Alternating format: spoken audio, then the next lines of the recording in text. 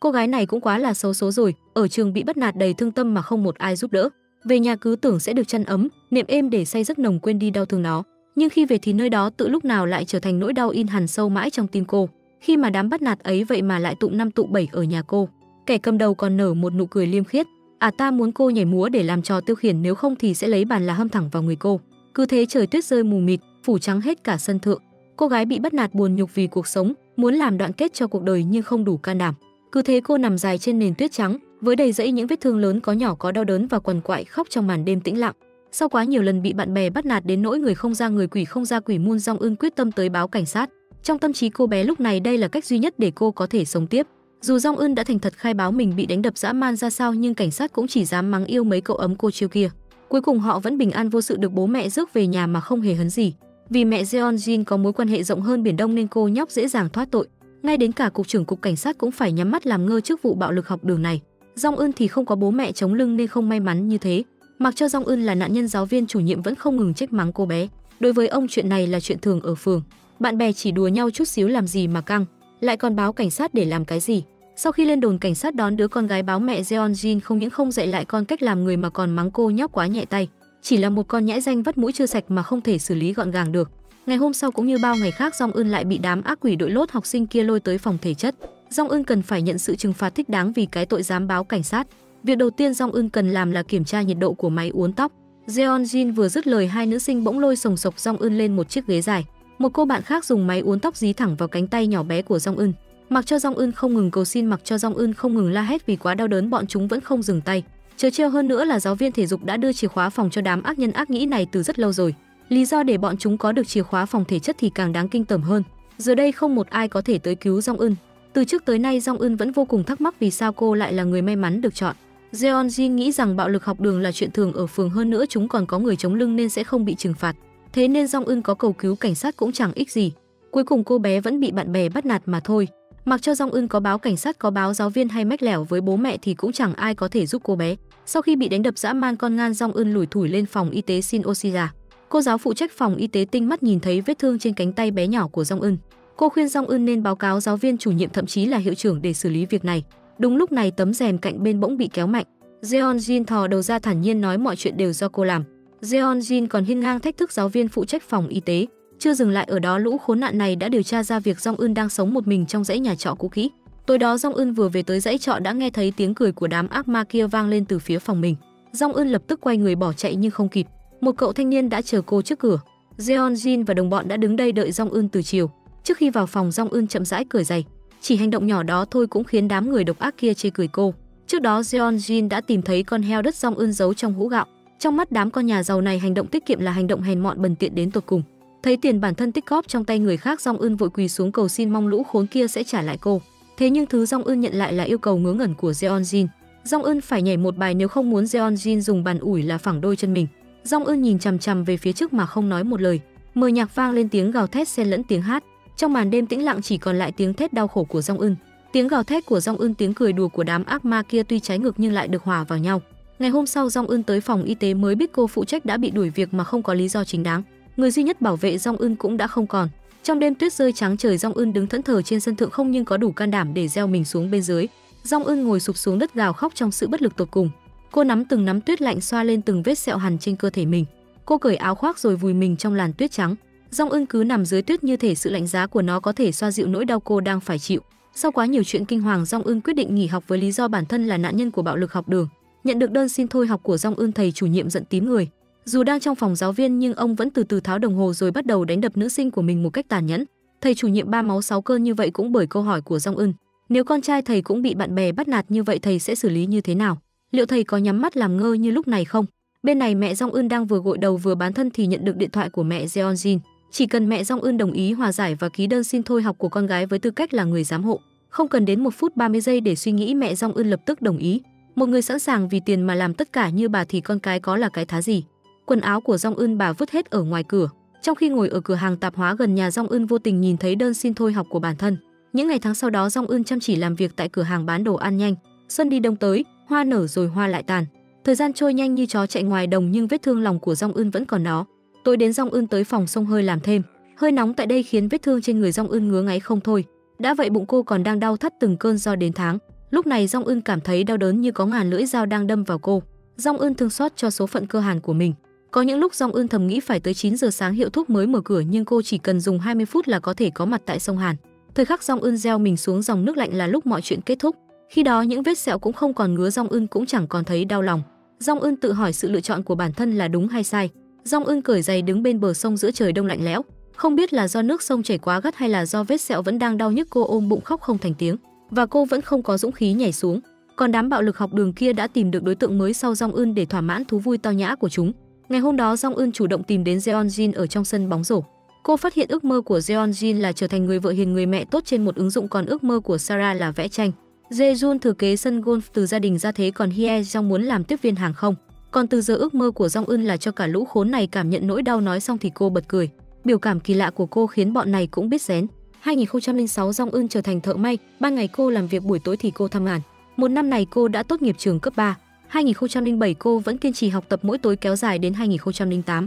Các bạn khi ở cùng ký túc xá với Jong Eun đã cởi giày ra đi chân trần mỗi ngày để không gây tiếng động làm phiền việc học của cô. Cô bạn nghe nói Jong Eun thi đỗ đại học tháng sau sẽ thôi việc, vì vậy muốn chào hỏi trước khi rời đi. Năm 2009 Jong Eun thi vào Đại học Sư phạm Hàn Quốc. Cùng nhiều năm sau đó cô lựa chọn người mà Jeonjin trân quý nhất như sự khởi đầu của trả thù, đó là con gái bé bỏng tên Jisoi. Còn Jeonjin lúc này đã trở thành một biên tập viên thời tiết ở đỉnh lưu xã hội. Trong lúc đang dạy kèm một tên học sinh cấp 2 để kiếm tiền sinh hoạt thì tên biến thái đó nói rằng nếu có thể nhìn thấy ngực của cô giáo thì nhất định sẽ thi tốt. Trong lòng Jong Eun nghĩ nhờ Jeonjin bắt nạt mà mình mới không bị dọa sợ. Cô thản nhiên nói với học sinh từ nay trở đi không phân biệt học lực giỏi hay kém. Cuối cùng vẫn phải khoác lên bộ áo do bộ phận liên quan cung cấp, bởi vì ngay từ buổi học đầu tiên mẹ của học sinh luôn lắng nghe các lớp học của họ. Vì thế Jong Eun dùng nội dung trong đoạn ghi âm đòi một số tiền từ tên học sinh biến thái. Mùa hè 2012 Mi Yeong O vẫn là tên chạy việc vặt cho Jae-jun. Sarah kinh doanh một phòng vẽ nhưng lại là con nghiện ma túy. Jae-jun thừa kế sản nghiệp của gia tộc trở thành con nhà giàu. Hye-jong trở thành tiếp viên hàng không như ước nguyện và cô ta còn muốn từ ngọn cỏ ven đường với được mây cao là Jae-jun. Thế nhưng anh ta lại chọn Jeonjin làm người tình của mình, mà điều đáng nhắc đến là Jeonjin chuẩn bị kết hôn với người khác. Jong Eun dùng tài khoản của cô bạn theo dõi bọn họ. Mục tiêu báo thù đầu tiên sẽ là ai đây? Cô bạn điều tra ra được gần đây đám người này đã thay đổi app mạng xã hội. Jong Eun thở dài nói rằng có quá nhiều thứ cần phải tự học. Cô bạn thì quen biết một số người bạn xã hội đen, nhưng mục đích của Jong Eun không phải là hại người mà là cho họ thân tàn ma dại. Cô đã đi đến bước này rồi, tuyệt đối không thể bất cẩn. Chồng sắp cưới của Jeonjin coi tình yêu như quân cờ. Jong Eun nhận được tiền bồi thường từ nhà của cậu học sinh biến thái, vừa ra ngoài cửa chưa đi được 2 bước đã ngất xuống nền đất. Lúc hôn mê nằm ở bệnh viện, bác sĩ thực tập ở giường kế bên bị kẻ biến thái tấn công với thương tích đầy mình. Hai người được đưa vào bệnh viện cùng lúc, duyên phận luôn kỳ diệu như vậy. Jeonjin nhanh chóng tổ chức hôn lễ, Jong Eun cũng đến dự với tư cách khách không mời mà đến. Cô muốn chứng kiến cái hạnh phúc này của Jeonjin. Bất ngờ hơn là Jeonjin không có tài năng thực sự mà cô ta đều dựa vào tiền mua lại bản thảo của người khác, rồi hiên ngang phát triển rầm rộ trong đài truyền hình với vẻ đẹp của mình để thao túng tâm lý. Mặt khác, Jae-jun và Mi Yeong O bề ngoài thì là bạn bè thân thiết, thân ai nấy lo. Chơi riêng tư thì chỉ một chút bất đồng là động chân tay mà trong lòng Mi Yeong O đã không phục từ lâu rồi. Hôm đó Jong Eun nhìn thấy các ông lão tướng chơi cờ vây ở quảng trường thì gặp anh bác sĩ thực tập. Nhớ lại hôm khi tỉnh lại trong bệnh viện họ nhìn thấy điều sớm nhất chính là đối phương. Sau khi Jong Eun tỉnh lại, cô ngồi dậy muốn rút kim tiêm truyền nước ra nhưng lại bị anh bác sĩ thực tập ngăn lại. Jong Eun đã rời đi sau khi người đàn ông này xử lý xong cho cô. Lúc này bác sĩ thực tập cầm báo cáo đến, hóa ra cô mắc bệnh thiếu máu trầm trọng. Từ hôm đó trở đi bác sĩ thực tập luôn đi theo Jong Eun cho người ta cảm giác yêu từ cái nhìn đầu tiên. Thế nhưng Jong Eun đã yêu đương với một đàn anh khác mất rồi. Mà việc anh bác sĩ thực tập này tìm cô nhiều lần không phải để yêu đương nhăng nhít mà là muốn nói với cô rằng theo như số liệu trong báo cáo thuốc thiếu máu nên uống ít nhất 6 tháng và cần phải kiểm tra định kỳ. Thế nhưng Jong Eun lại hỏi bác sĩ có biết chơi cờ vây không bởi vì cô muốn đánh bại một người. Tối đó bắt đầu lớp dạy kèm một từ ban đêm đến ban ngày, thu hạ rồi sang đông rồi lại đến mùa xuân. Giờ đây Jong Eun sắp tham gia cuộc thi biên chế của nhà nước. Anh bác sĩ thực tập hy vọng cô có thể thi đỗ. Mùa xuân 2015 Jong Eun cuối cùng vượt qua kỳ thi biên chế sau 2 lần cố gắng. Cùng lúc đó con gái của Jeonjin đã ra đời vào mùa thu năm đó. Thoáng chốc đã tới năm 2021. Ngày hôm Jeonjin sinh nhật, chồng cô ta đã tặng cô ta một đôi giày cao gót đắt tiền đính toàn kim cương bling. Tình cảm của hai người vẫn rất tốt và dạt dào bao la ấm áp. Jong Eun tìm thấy một bản di chúc trong thùng rác của căn biệt thự nơi họ ở. Chủ tịch của công ty cổ phần Trường Samyang đã quyên góp toàn bộ tài sản thừa kế cho bạn cũ, nhưng không có người như vậy trong gia đình trực hệ của ông ta. Ở bên khác, chồng của Jeonjin ở chỗ bạn thân nghe Hye-jong kể rất nhiều chuyện thời trung học liên quan đến vợ mình. Nghe điều này khiến Jeonjin sợ hãi. Jeonjin biết được Hye-jong tán dóc cuộc sống thời cấp 3 của mình từ chồng mình. Cô ta giật mình, thế nhưng những gì chồng cô ta nghe được chỉ là thành tích học tập. Lúc này Jeonjin mới thở phào nhẹ nhõm. Chồng cô thật sự không thích mấy người này coi vợ chồng họ là chủ đề tán dóc. Sau bữa tối, Jeonjin cũng quyết định dạy dỗ Hye-jong một bài học. Hôm đó Hye Jong nhận được tin nhắn của Sarah bảo cô ta mau đến. Hye Jong đang trong tiệm giặt khôi chọn một bộ đồ của khách hàng và đi đến cuộc hẹn, thế nhưng giáo án này đã bị hai ả kia đoán ra. Hye Jong còn nói dối rằng do bạn trai mình chọn nhưng bộ đồ này chỉ có 2 bộ ở Hàn Quốc. Chủ nhân của bộ váy trắng kia chính là của công chúa nghiện xà cân Sarah. Cô ta cảnh cáo Hye Jong nếu năm đó không phải có Jong Eun thì kẻ bị bạo lực là cô ta. Jeon Jin tiếp lời cô ta rất ghét việc bàn tán chuyện của mình sau lưng, bảo Hye Jong uống rượu lắc lư cơ thể là được rồi lại còn dám cùng người khác bàn luận về mình. Mọi người đã không còn là học sinh cấp 3 nữa, đã qua cái tuổi chỉ dựa vào tình bạn đã trở thành bạn rồi. Từ nay về sau đừng có nói năng lung tung, mặc bộ đồ nào dùng túi xách nào đều phải tự hiểu rõ mình. Lời nói của hai ả ta khiến Hye Jong sợ hãi bật khóc. Lúc này Jeon Jin mới nở nụ cười hài lòng. Sau đó cô ta cầm chiếc túi mới của Sarah rồi rời đi, nhưng tuyệt đối không ngờ rằng Hye Jong lấy điện thoại ra chụp selfie, rồi đăng IG với caption là cảm ơn bạn bè đã tặng đồ cho mình. Năm 2022 nhanh chóng đã đến. Hôm nay Mi Yeong-o đã nhìn thấy bóng dáng quen thuộc ở trong cửa hàng của Jae-jun, chính là Jong Eun đang thử giày. Anh ta nhìn dáng vẻ bây giờ của đối phương thì không nhịn được nở nụ cười tà ác. Anh ta nhanh chóng ngồi xổm xuống và mang đôi giày đắt tiền cho Jong Eun và mời cô ra đằng sau uống chút gì đó cho đỡ lạc miệng. Jong Eun không thèm nghĩ ngợi đã đi theo. Cô nhân viên bên ngoài thì cảm thấy điều không lành sẽ xảy ra. Sau khi Jong Eun đi vào hỏi Mi Yeong-o cửa hàng có phải của anh ta không, tên này vẫn còn muốn giả vờ. Nhân viên bên ngoài bảo anh ta giải quyết xong chuyện mà Jae-jun giao cho anh ta. Lúc này Jong Eun mới kịp phản ứng rồi cà khịa. Mi Yeong-o vẫn làm chân chạy vặt cho Jae-jun. Cô vừa cảm thán thế giới này không công bằng, Jae-jun không làm gì cũng có thể thừa kế khối tài sản kếch xù. Mặt khác cảm thấy tiếc cho Mi Yeong-o, có đôi lúc ước cửa hàng này thuộc về anh ta. Hiển nhiên câu nói này đã động vào lòng tự ái của Mi Yeong-o. Lần này Jong Eun tới nói cho Mi Yeong-o một chuyện vô cùng quan trọng có thể khiến mọi thứ ở đây thuộc về anh ta, bởi vì cô muốn Mi Yeong-o hiểu tâm trạng dẫm bọn họ dưới chân là như nào. Chuyển cảnh Jong Eun đang nói chuyện với đàn anh và người này là con trai của chủ nhiệm đánh cô trong quá khứ. Bây giờ chủ nhiệm đã nhiều tuổi, có quá nhiều chỗ cần dùng đến tiền. Đàn anh đặt hy vọng vào việc thi đỗ biên chế. Jong Eun bày tỏ mình rất hiểu đàn anh, không biết có phải do tác dụng của rượu hay do rung động thật. Đàn anh đã có vợ đã bị Jong Eun thu phục dễ dàng. Lúc này Jong Eun nhận được cuộc điện thoại từ trung gian. Cô thuê một căn phòng ở đối diện căn biệt thự của Jeon Jin. Chỉ đứng ở đây thôi Jong Eun trở nên ngứa ngáy, đến đêm cô lục tung thùng rác nhà Jeon Jin. Thế nhưng hành vi của cô bị một người hầu phát hiện. Người này đã quan sát Jong Eun gần 1 năm và có đoạn ghi hình và hình ảnh lộ mặt của cô trong 6 tháng. Jong Eun muốn mua chuộc người hầu bằng tiền nhưng người này không cần tiền mà hy vọng cùng hợp tác với Jong Eun, với một điều kiện phải làm cho chồng bà trả giá. Vì chồng bà đã bạo hành bà trước mặt con gái bé bỏng, cô con gái vô cùng hận người cha cờ bạc rượu chè bê bết này, rất muốn một dao kết liễu ông ta. Thế nhưng người này không những không sợ còn lấy dây nhảy ở bên cạnh, sau đó từng bước lại gần con gái. Đây chính là nguyên nhân vì sao Hyun Nam người hầu xấu số này muốn Jong Eun giúp mình. Anh chàng bác sĩ tên là Ju Eo Jong, đẹp trai có, tài giỏi có, nhưng mẹ của anh là viện trưởng của bệnh viện nổi tiếng ở Seoul. Bây giờ anh cũng trở thành một bác sĩ top tier của bệnh viện, nhưng anh không thể quên những ngày tháng dạy Jong Eun chơi cờ vây. Đêm đó Jong Eun và Hyun Nam trao đổi mục tiêu hai người. Họ quyết định hỗ trợ lẫn nhau cùng trả thù, còn về thứ tự thực hiện thì ưu tiên dành cho Jong Eun trước. Làm chuyện này cần một khoảng thời gian nhưng tuyệt đối không để tay dính máu. Bây giờ chuyện quan trọng nhất là Hyun Nam học lái xe. Còn về con gái của Hyun Nam thì Jong Eun quyết định để cô bắt tàu hỏa đến ga mỗi ngày để dạy kèm trên xe 2 tiếng mỗi tuần. Hyun Nam nhanh chóng thi được giấy phép lái xe. Jong Eun tặng cho bà một chiếc xe hơi để phục vụ cho phi vụ triệu đô. Cả đời này Hyun Nam chưa từng vui vẻ như ngày hôm nay. Tiếp theo là học cách sử dụng máy ảnh. Ở cái thời đại top ở đỉnh lưu nhưng Hyun Nam hơi bị lạc hậu, ngay cả thẻ nhớ cơ bản nhất cũng không biết. Jong Eun kiên nhẫn dạy bà từng bước cách sử dụng nên bà cũng giác ngộ được chân lý.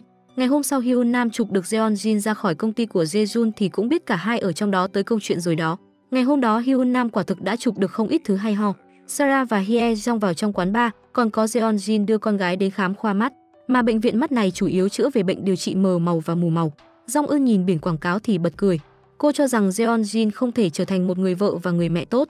Quả nhiên không ngoài dự đoán của Jong Eun, con gái của Jeon Jin đi đôi giày cao gót của mẹ nhưng không phân biệt được màu đỏ với xanh.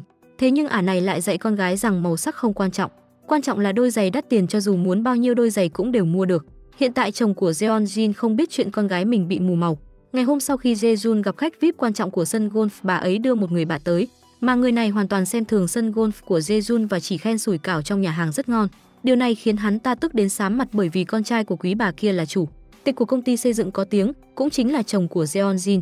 Jae-jun nghe xong thì không chỉ ra lệnh cho cấp dưới không tiếp nhận khách hàng mới này, còn bảo nhà hàng sau này không được bán sủi cảo nữa. Đêm đó chồng của Jeon Jin ở trong hội quán cờ vây tình cờ gặp Jong Eun thắng nhiều ván. Xung quanh đều là khách quen của hội quán, mấy cao thủ trong đó đều bị đá bại dưới tay kiện tướng Jong Eun. Cuối cùng ông chủ quán đến đọ cơ cũng thất bại sau 10 quân cờ trong lượt giữa. Tài nghệ đánh cờ đỉnh cao này đã vô tình thu hút sự chú ý của chồng Jeon Jin.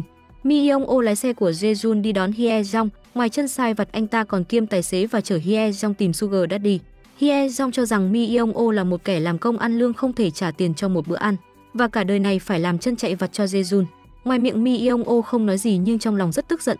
Bên khác chồng Jeon-jin trở về nhà vẫn luôn nghiên cứu cách chơi cờ vây của Jong-eun, mà vợ anh ta nhìn thấy và cho rằng chơi cờ là chuyện buồn tẻ và nhàm chán. Một hôm lúc Jong-eun dạy kèm con gái của Hyun Nam thì gặp anh bác sĩ Yeo Jong. Yeo Jong thú nhận những ngày dạy cô chơi cờ là những ngày tuyệt vời ông mặt trời nhất trong cuộc đời mình. Lần này Yeo Jong đưa một danh thiếp và hy vọng cô có thể hữu duyên tìm đến anh. Đêm đó Hyun Nam điều tra được một tin tức nóng hổi vừa thổi vừa nghe. Cổ đông của trường tiểu học Semyang có mối quan hệ bất chính với tài xế riêng. Hyun Nam biết được chuyện này thì cười vô cùng vui vẻ. Jong-eun nghe cũng cười một cái thì khôi phục lại trạng thái lạnh lùng, cô sợ mình cười nhiều sẽ quên đi chuyện báo thù. Hai người phụ nữ khốn khổ ở cùng nhau, ngay cả tiếng cười bình dị cũng trở nên xa xỉ. Jong-eun mua một bó hoa tươi đi tới thăm thầy giáo chủ nhiệm trường cấp 3, thế nhưng ông ta đã quên Jong-eun từ lâu. Vừa hay lúc này đàn anh đến thăm người cha già. Jong-eun giả vờ tỏ ra vô cùng ngạc nhiên, chủ nhiệm cuối cùng nhớ ra cô gái trước mắt là ai. Ông ta lập tức trở nên căng thẳng. Jong-eun nói rằng mình cũng làm cô giáo. Những hình ảnh đánh đập học sinh ở trong văn phòng ngày xưa hiện lên trong đầu khiến ông ta bắt đầu cảm thấy sợ hãi, sợ cái nụ cười hồn nhiên như thế. Đêm đó Jong-eun hẹn Mi Yeong-o gặp nhau trên sân thượng tòa nhà bỏ hoang. Cô thú nhận mình đang muốn trả thù. Cô nói dối những người khác có rất nhiều thứ để mất, chỉ có Mi Yeong-o là không. Mi Yeong-o bị kích thích nắm lấy cổ áo của Jong-eun chậm rãi ép cô đến mép của sân thượng. Jong-eun nhắc đến cái tên Sohee, đó là người từng bị đám Jeon-jin bắt nạt trước khi Jong-eun bị bắt nạt. Cô ấy đã ngã xuống từ đây nhưng không phải tự dừng cuộc chơi. Jong-eun đã nhìn thấy toàn bộ quá trình gây án. Chuyện này khiến Mi Yeong-o sợ hãi phải lùi lại vài bước về sau để thấy cô rõ hơn. Anh ta lớn tiếng nói rằng không phải do anh ta hại. Jong-eun đương nhiên biết không phải do Mi Yeong-o và lần này gọi Mi Yeong-o ra là muốn anh ta đòi tiền từ thủ phạm gây án. Đây là tin tức sốt dẻo rớt hời dành cho anh ta, nhưng trước khi công khai hung thủ cần phải trao đổi đồ mà mình cần, đó là 10 sợi tóc của Jae-jun. Sau khi Jong-eun xác nhận xong thì sẽ gọi điện nói cho anh ta biết hung thủ là ai. Nhưng sao mà cô có thể loại trừ Mi Yeong-o ra khỏi danh sách trả nợ đời được chứ? Anh ta không có thứ gì nhưng có một thứ, đó là mạng sống. Ngày hôm sau, Sarah tổ chức buổi triển lãm tranh nói chuyện với khách VIP như biến thành một người khác. Cô ta giả vờ thành một họa sĩ nết na lễ phép. Tháng sau, Jeon-jin được nhận một giải thưởng vô cùng nực cười. Cô ta hy vọng mọi người có thể tới tham gia cùng mình. Giải thưởng này là giải thưởng dành cho cựu học sinh của trường cũ. Thế nhưng hôm đó Hye Jong không thể liên lạc được với Mi Yeong-o. Lúc này Jong-eun trực tiếp bước vào. Và đây là lần đầu tiên họ gặp nhau sau 17 năm mà Jong-eun vật vã với cuộc đời. Jong-eun nói rằng luôn xem chương trình của Jeon-jin nhìn trên TV thì có vẻ rất tốt bụng. Jeon-jin cũng giả vờ lịch sự hỏi Jong-eun dạo này sống thế nào. Jong-eun đã tìm gặp trước hiệu trưởng trường tiểu học, trực tiếp nói ra những chuyện của ông và tài xế đang gian gian díu díu mập mờ hàng đêm, và đoán rằng con trai và con dâu tương lai có biết liệu tài sản thừa kế còn phải chia cho tài xế không. Jong-eun làm như vậy chỉ là muốn làm chủ nhiệm lớp 2 1 năm ở trường tiểu học Semyang, bởi vì trong lớp này có con gái của Jeon-jin. Jong-eun nhìn chằm chằm vào Jeon-jin trên sân khấu nhận giải thưởng, vì bắt đầu từ hôm nay cô muốn Jeon-jin đều cảm nhận được thế nào là nỗi đau. Sau khi lễ trao giải của trường kết thúc, Jeon-jin bị kích thích đến đỉnh điểm, liền giở thói côn đồ tát thẳng vào mặt Jong-eun. Jong-eun hỏi kẻ ra tay liệu ước mơ ban đầu đã thành hiện thực chưa, đã có công việc ổn định, đã lấy chồng có điều kiện tốt khi đang ở độ tuổi đẹp nhất. Vậy thì chỉ còn lại vợ hiền, mẹ tốt thôi nhỉ? Jeon-jin bị hỏi như vậy thì không che giấu nổi sự hoảng loạn của mình. Cô còn muốn ra tay thêm thì bị Jae-jun ngăn lại, vì bên ngoài đang có rất nhiều học sinh dõi theo cô phóng viên truyền hình nổi tiếng này. Anh bảo Jong-eun hãy hiểu cho Jeon-jin một chút, còn nói rằng Jong-eun lần này trông có vẻ đầy màu sắc hơn rồi. Jong-eun liền thay đổi chủ đề, cô hỏi ngược lại Jae-jun không phải không nhìn thấy thế giới đầy màu sắc sao? Con gái của Jeon-jin vừa sinh ra đã mù màu. Bệnh di chuyển này có tỷ lệ di chuyển rất cao. Jong-eun cần 10 sợi tóc của Jae-jun, hơn nữa anh ta còn quá trẻ mà cứ nhất quyết thuê Mi Yeong-o lái xe. Đêm đó Jae-jun bảo Mi Yeong-o điều tra xem Jong-eun đang làm chuyện gì. Mi Yeong-o nghe vậy liền tìm bừa lý do lấy lệ rồi rời đi. Vì chứng mù màu của mình nên xung quanh Jae-jun chỉ có màu xanh hy vọng. Khi vừa ân ái cùng em gái ngon tươi, anh vô tình hỏi về màu tóc của cô ta liền bị cô ta chế giễu.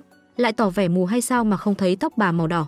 Mà điều này khiến cho Jae-jun phẫn nộ vì động tới lòng tự ái của anh ta, khẳng định mình vô cùng ghét những thứ liên quan đến màu sắc sặc sỡ, vì căn bản mắt anh ta không phân biệt được những màu này. Ngày hôm sau, nhóm Jeon-jin đang thảo luận về Jong-eun tại lễ trao giải ngày hôm qua. Mi Yeong-o có một cuốn sổ ghi lại các giao dịch mua bán bột mai thúy của con nghiện Sarah, số gam loại và số tiền ghi chép vô cùng chi tiết. Chính lúc này Jeon-jin nhận được điện thoại từ con gái, cô bé không cẩn thận làm đổ sữa bò lên giày, bây giờ đang đi chân đất. Quan trọng là giáo viên lúc trước đã từ chức rồi, sau này giáo viên mới Jong-eun sẽ chủ nhiệm lớp cô bé. Jeon-jin không dám tin vào tai của mình.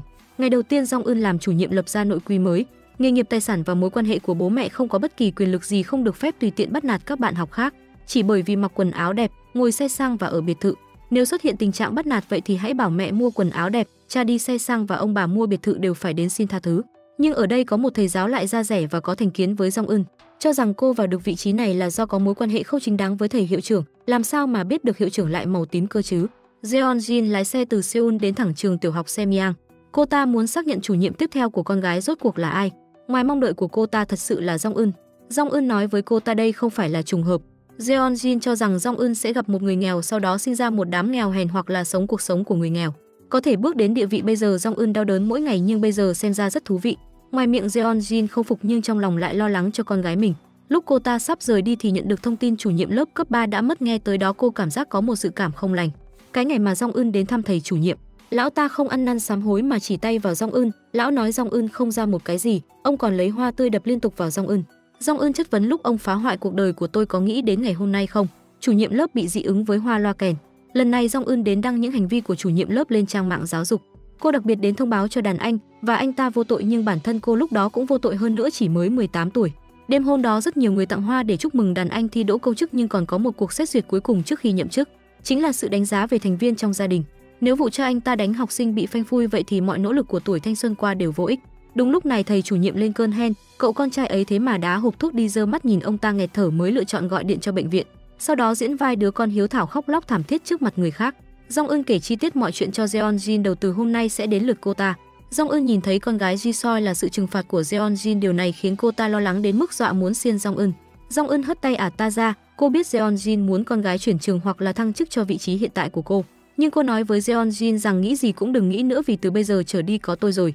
Jeon đang trên đường trở về nhà nói rằng cô ta điên cũng không quá nhỉ. Kể từ khi gặp Jong Eun, mỗi lần con gái tan học Jeon đều kiểm tra cẩn thận xem trên người cô bé nhỏ của mình có vết sẹo bỏng nào không. Thế nhưng cô bé 7 tuổi cho rằng hành vi đó phải bị dạy dỗ mới đúng. Hyun Nam thì luôn theo dõi hành tung của Hye Jong, cuối cùng ghi được động tác mở khóa điện thoại của cô ta. Ở bên khác, chồng của Jeon gặp Jong Eun một lần ở hội quán cờ vây nhưng hình ảnh về cô lúc nào cũng vô tình hiện trong tâm trí. Với một người đàn ông đã có gia đình có địa vị xã hội cao thì con gái luôn là điểm yếu của anh ta. Jong Eun đứng ở ban công căn nhà đối diện vừa ăn vừa nhớ về hình ảnh trong quá khứ, thế giới của cô đều là Jeon. Nhưng từ hôm nay trở đi thế giới của con gái Jeon đều phải là cô. Ngày hôm sau Jong Eun hẹn giáo viên y tá của trường cấp 3. Trên đời này vẫn còn có người tốt bụng, cô ấy gửi cho Jong Eun một số bức ảnh về Sohee, điều này đã giúp đỡ cô rất nhiều. Cô giáo phòng y tế vẫn cắn rứt trong lòng vì năm đó đột nhiên từ chức, đều trách bản thân mình lúc đó quá trẻ. Cô còn nhắc đến Sohee, thật ra Jong Eun không quen người này, chỉ là lúc Sohee bị bắt nạt cô là kẻ đứng ngoài cuộc. Sau đó đột nhiên cô thành đối tượng và trở thành nạn nhân. Giờ Jong Eun lại là một thủ phạm, không ngờ rằng cô giáo hy vọng Jong Eun có thể giành chiến thắng cho dù là 18 tuổi hay 36 tuổi.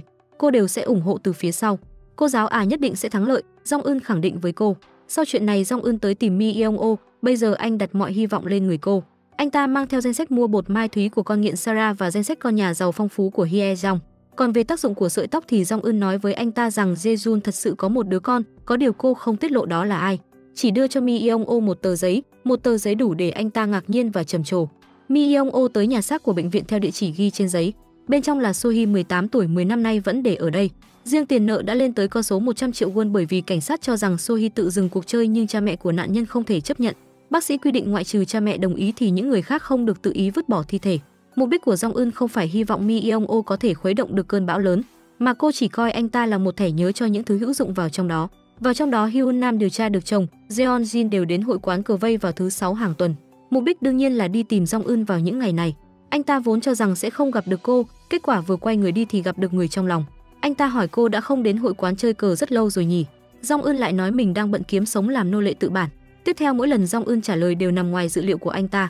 Rất nhanh Jong Eun đã thắng một ván, cô đứng dậy muốn rời đi thế nhưng chồng của Jeon có chút không can tâm và không phục. Anh đề xuất tăng tiền cược lên 50.000 won mỗi trận. Một cái bẫy được thiết kế tỉ mỉ từ vị trí của Jong Eun xem ra có thể thu lưới rồi. Tiếp đó sau khi Jong Eun thắng chồng Jeon thì anh ta đã đuổi theo sau. Bởi vì do Yeong chồng của Jeon đã rơi vào trò chơi lật mềm buộc chặt của Jong Eun. Anh ta đề nghị hai người thỉnh thoảng chơi cờ với nhau bởi vì họ đều biết sở thích và phong cách chơi cờ của nhau. Thế nhưng Jong Eun không nhận danh thiếp của anh ta và điều đó thật sự khiến anh khó chút bối rối và khó chịu. Đêm đó Hyun Nam chụp được một số bức ảnh liên quan mẹ của Jeon. Người này đều đến gặp thầy đồng nửa tháng một lần. Luôn có một người đàn ông đi cùng nhưng hai người họ lại đi xe riêng. Quan hệ khiến người ta không thể đoán được. Jong Eun nói với Hyun Nam đừng theo dõi người đàn ông này nữa, bởi vì trước đây anh ta là cục trưởng của cục cảnh sát, bây giờ chức vị có thể cao hơn lúc đó. Dăm ba mấy điều này Hyun Nam đã điều tra ra được. Ông ta hiện là giám đốc của sở cảnh sát miền Bắc, những người cùng năm đó đều được thăng chức lên thứ trưởng rồi. Chỉ có ông ta thì ăn hại vẫn giữ phong độ, đó là dậm chân tại chỗ. Hóa ra Hyun Nam đã nghe ngóng tin tức này ở cửa hàng canh xương hầm trước sở cảnh sát miền Bắc. Jong Eun dặn dò bà nhất định đừng để mình rơi vào nguy hiểm, cứ nói mãi thế là Hyun Nam bấm máy chụp Jong Eun. Đèn vừa nháy đã đưa tâm trí cô về mùa đông đau thương năm đó. Cô giáo y tá chụp ảnh những vết thương làm bằng chứng trong lúc nước mắt cô đầm đìa. cho nên đến bây giờ cô rất nhạy cảm và có phản ứng căng thẳng với đèn nháy của máy ảnh. Bình thường chụp ảnh hoa chim và cây cối thì ổn, cứ đến khi chụp ảnh người thì lại hơi mờ. Khổ nỗi bên cạnh không có ai giúp đỡ nên Jong Eun bất đắc dĩ làm người mẫu chụp ảnh cho Hyun Nam hành nghề. Bên phía Jeon Jin đang đau đầu vì con gái, cô ta lấy chiếc váy hàng hiệu đầu tiên của con gái từ trong tủ quần áo ra. Lúc bà nội tặng cho cô bé là muốn cháu gái mình sống một cuộc đời chiến thắng từ vạch xuất phát. Bà ta còn dặn dò con dâu phải bảo quản bộ quần áo đầu tiên của em bé, bất cứ khi nào có việc quan trọng cũng phải mặc. Bộ đó hàm ý khuyến khích trẻ con nên dùng sức để bú sữa mẹ, thế nhưng bây giờ Jeon Jin nghe ra thì có ý khác và rất cay cú. Vì thế Jeon Jin hẹn gặp thầy hiệu trưởng trên danh nghĩa của trường tiểu học Semyang. Cô ta muốn dùng mối quan hệ của mình để sa thải hoặc chuyển Jong Eun. Thế nhưng người này do đích thân chủ tịch tuyển, ngay cả thầy hiệu trưởng trường Semyang cũng không thể giải quyết. Jeon Jin muốn kiểm tra các bằng cấp liên quan, không ngờ phía nhà trường đã kiểm tra đầy đủ từ đầu. Không chỉ có kinh nghiệm phong phú còn chuyển từ công lập sang tư lập. Ở bên kia, con gái của Jeon Jin không tô màu lên bức tranh trong lớp học vẽ bởi vì cô bé không phân biệt được màu sắc. Jong Eun vừa hay nhìn thấy Jeon Jin ở bên ngoài, cô cố ý cầm chiếc kéo nhẹ nhàng đặt tay lên vai Ji-soi. Điều này khiến Jeon Jin bên ngoài mở to mắt nhìn rất sợ hãi. Tan học Jeon Jin cũng không trốn nữa, bảo Jong Eun đưa ra cái giá muốn bao nhiêu thì đưa bấy nhiêu để làm chi phí thiệt hại về tinh thần và vật chất. Chỉ cần Jong Eun viết giấy cam đoan cho đến khi chết cũng không xuất hiện trong cuộc sống mình lần nữa, giống như mẹ Jong Eun ký tên lên giấy thôi học. Jeon Jin cho rằng Jong Eun làm ra những hành động này không thể chỉ muốn nghe lời xin lỗi chân thành của mình chứ. Mọi người đều gần 40 tuổi rồi, làm như vậy quá giống trẻ con chơi trò gia đình quá rồi. Jong Eun thú nhận đương nhiên không phải thấy cô ta xin lỗi. Cô đã đánh cược cuộc đời mình từ 50 tuổi đến 30 tuổi, sao có thể chỉ vì lời nói xin lỗi không quan trọng đó chứ. Điều cô muốn là nhìn thấy Jeon Jin bị trừng phạt. Nhưng Jong Eun không hãm hại Ji-soi, cũng không đánh vào ngực cô bé, càng không lấy thứ gì nóng áp lên người cô bé. Ngược lại còn khuyến khích cô bé khi không phân biệt nổi màu sắc cầu vồng. Mà điều này có chút bất lợi với Jeon Jin. Ta giờ mới nhận ra hóa ra Jong Eun đã biết bí mật thầm kín của mình. Jong Eun cảnh cáo Jeon Jin ngoại trừ làm tổn thương Ji-soi, cô còn rất nhiều cách để trả thù. Ví dụ như yêu cầu gặp phụ huynh nói chuyện, đương nhiên nói chuyện không nhất thiết phải là các bà mẹ. Cho nên cô hy vọng Jeon Jin đừng thăm dò giới hạn của mình, điều đó sẽ chỉ đẩy Jeon Jin đến tình huống tuyệt vọng. Cảnh này tình cờ bị thầy giáo có thành kiến với cô bắt gặp bên ngoài. Cùng lúc đó có người gửi cho Jae-jun một bọc hàng bên trong đựng bàn chải đánh răng khi đi học của con gái Jeon Jin. Jeon Ji lo sợ sau đó đến văn phòng của chồng mình. Cô ta muốn cho con gái ra nước ngoài du học nhưng do Yeong cho rằng con gái chỉ mới 8 tuổi bây giờ vẫn quá sớm. Jeon Jin lại cầu xin chồng sắp xếp đổi giáo viên chủ nhiệm mới. Do Yeong bảo cô giải thích chi tiết, như vậy mới dễ dàng sắp xếp mối quan hệ để giải quyết. Jeon Jin đành coi như không có gì rồi nín họng. Tối đó Jeon Jin bảo thuộc hạ điều tra chi tiết về Jong Eun, phải điều tra mọi thứ bằng bất cứ giá nào. Ngày hôm sau Hyun Nam đã thành công đổi điện thoại di động của Hye Jong cho đến khi cô ta hạ cánh mới phát hiện đó không phải điện thoại của mình.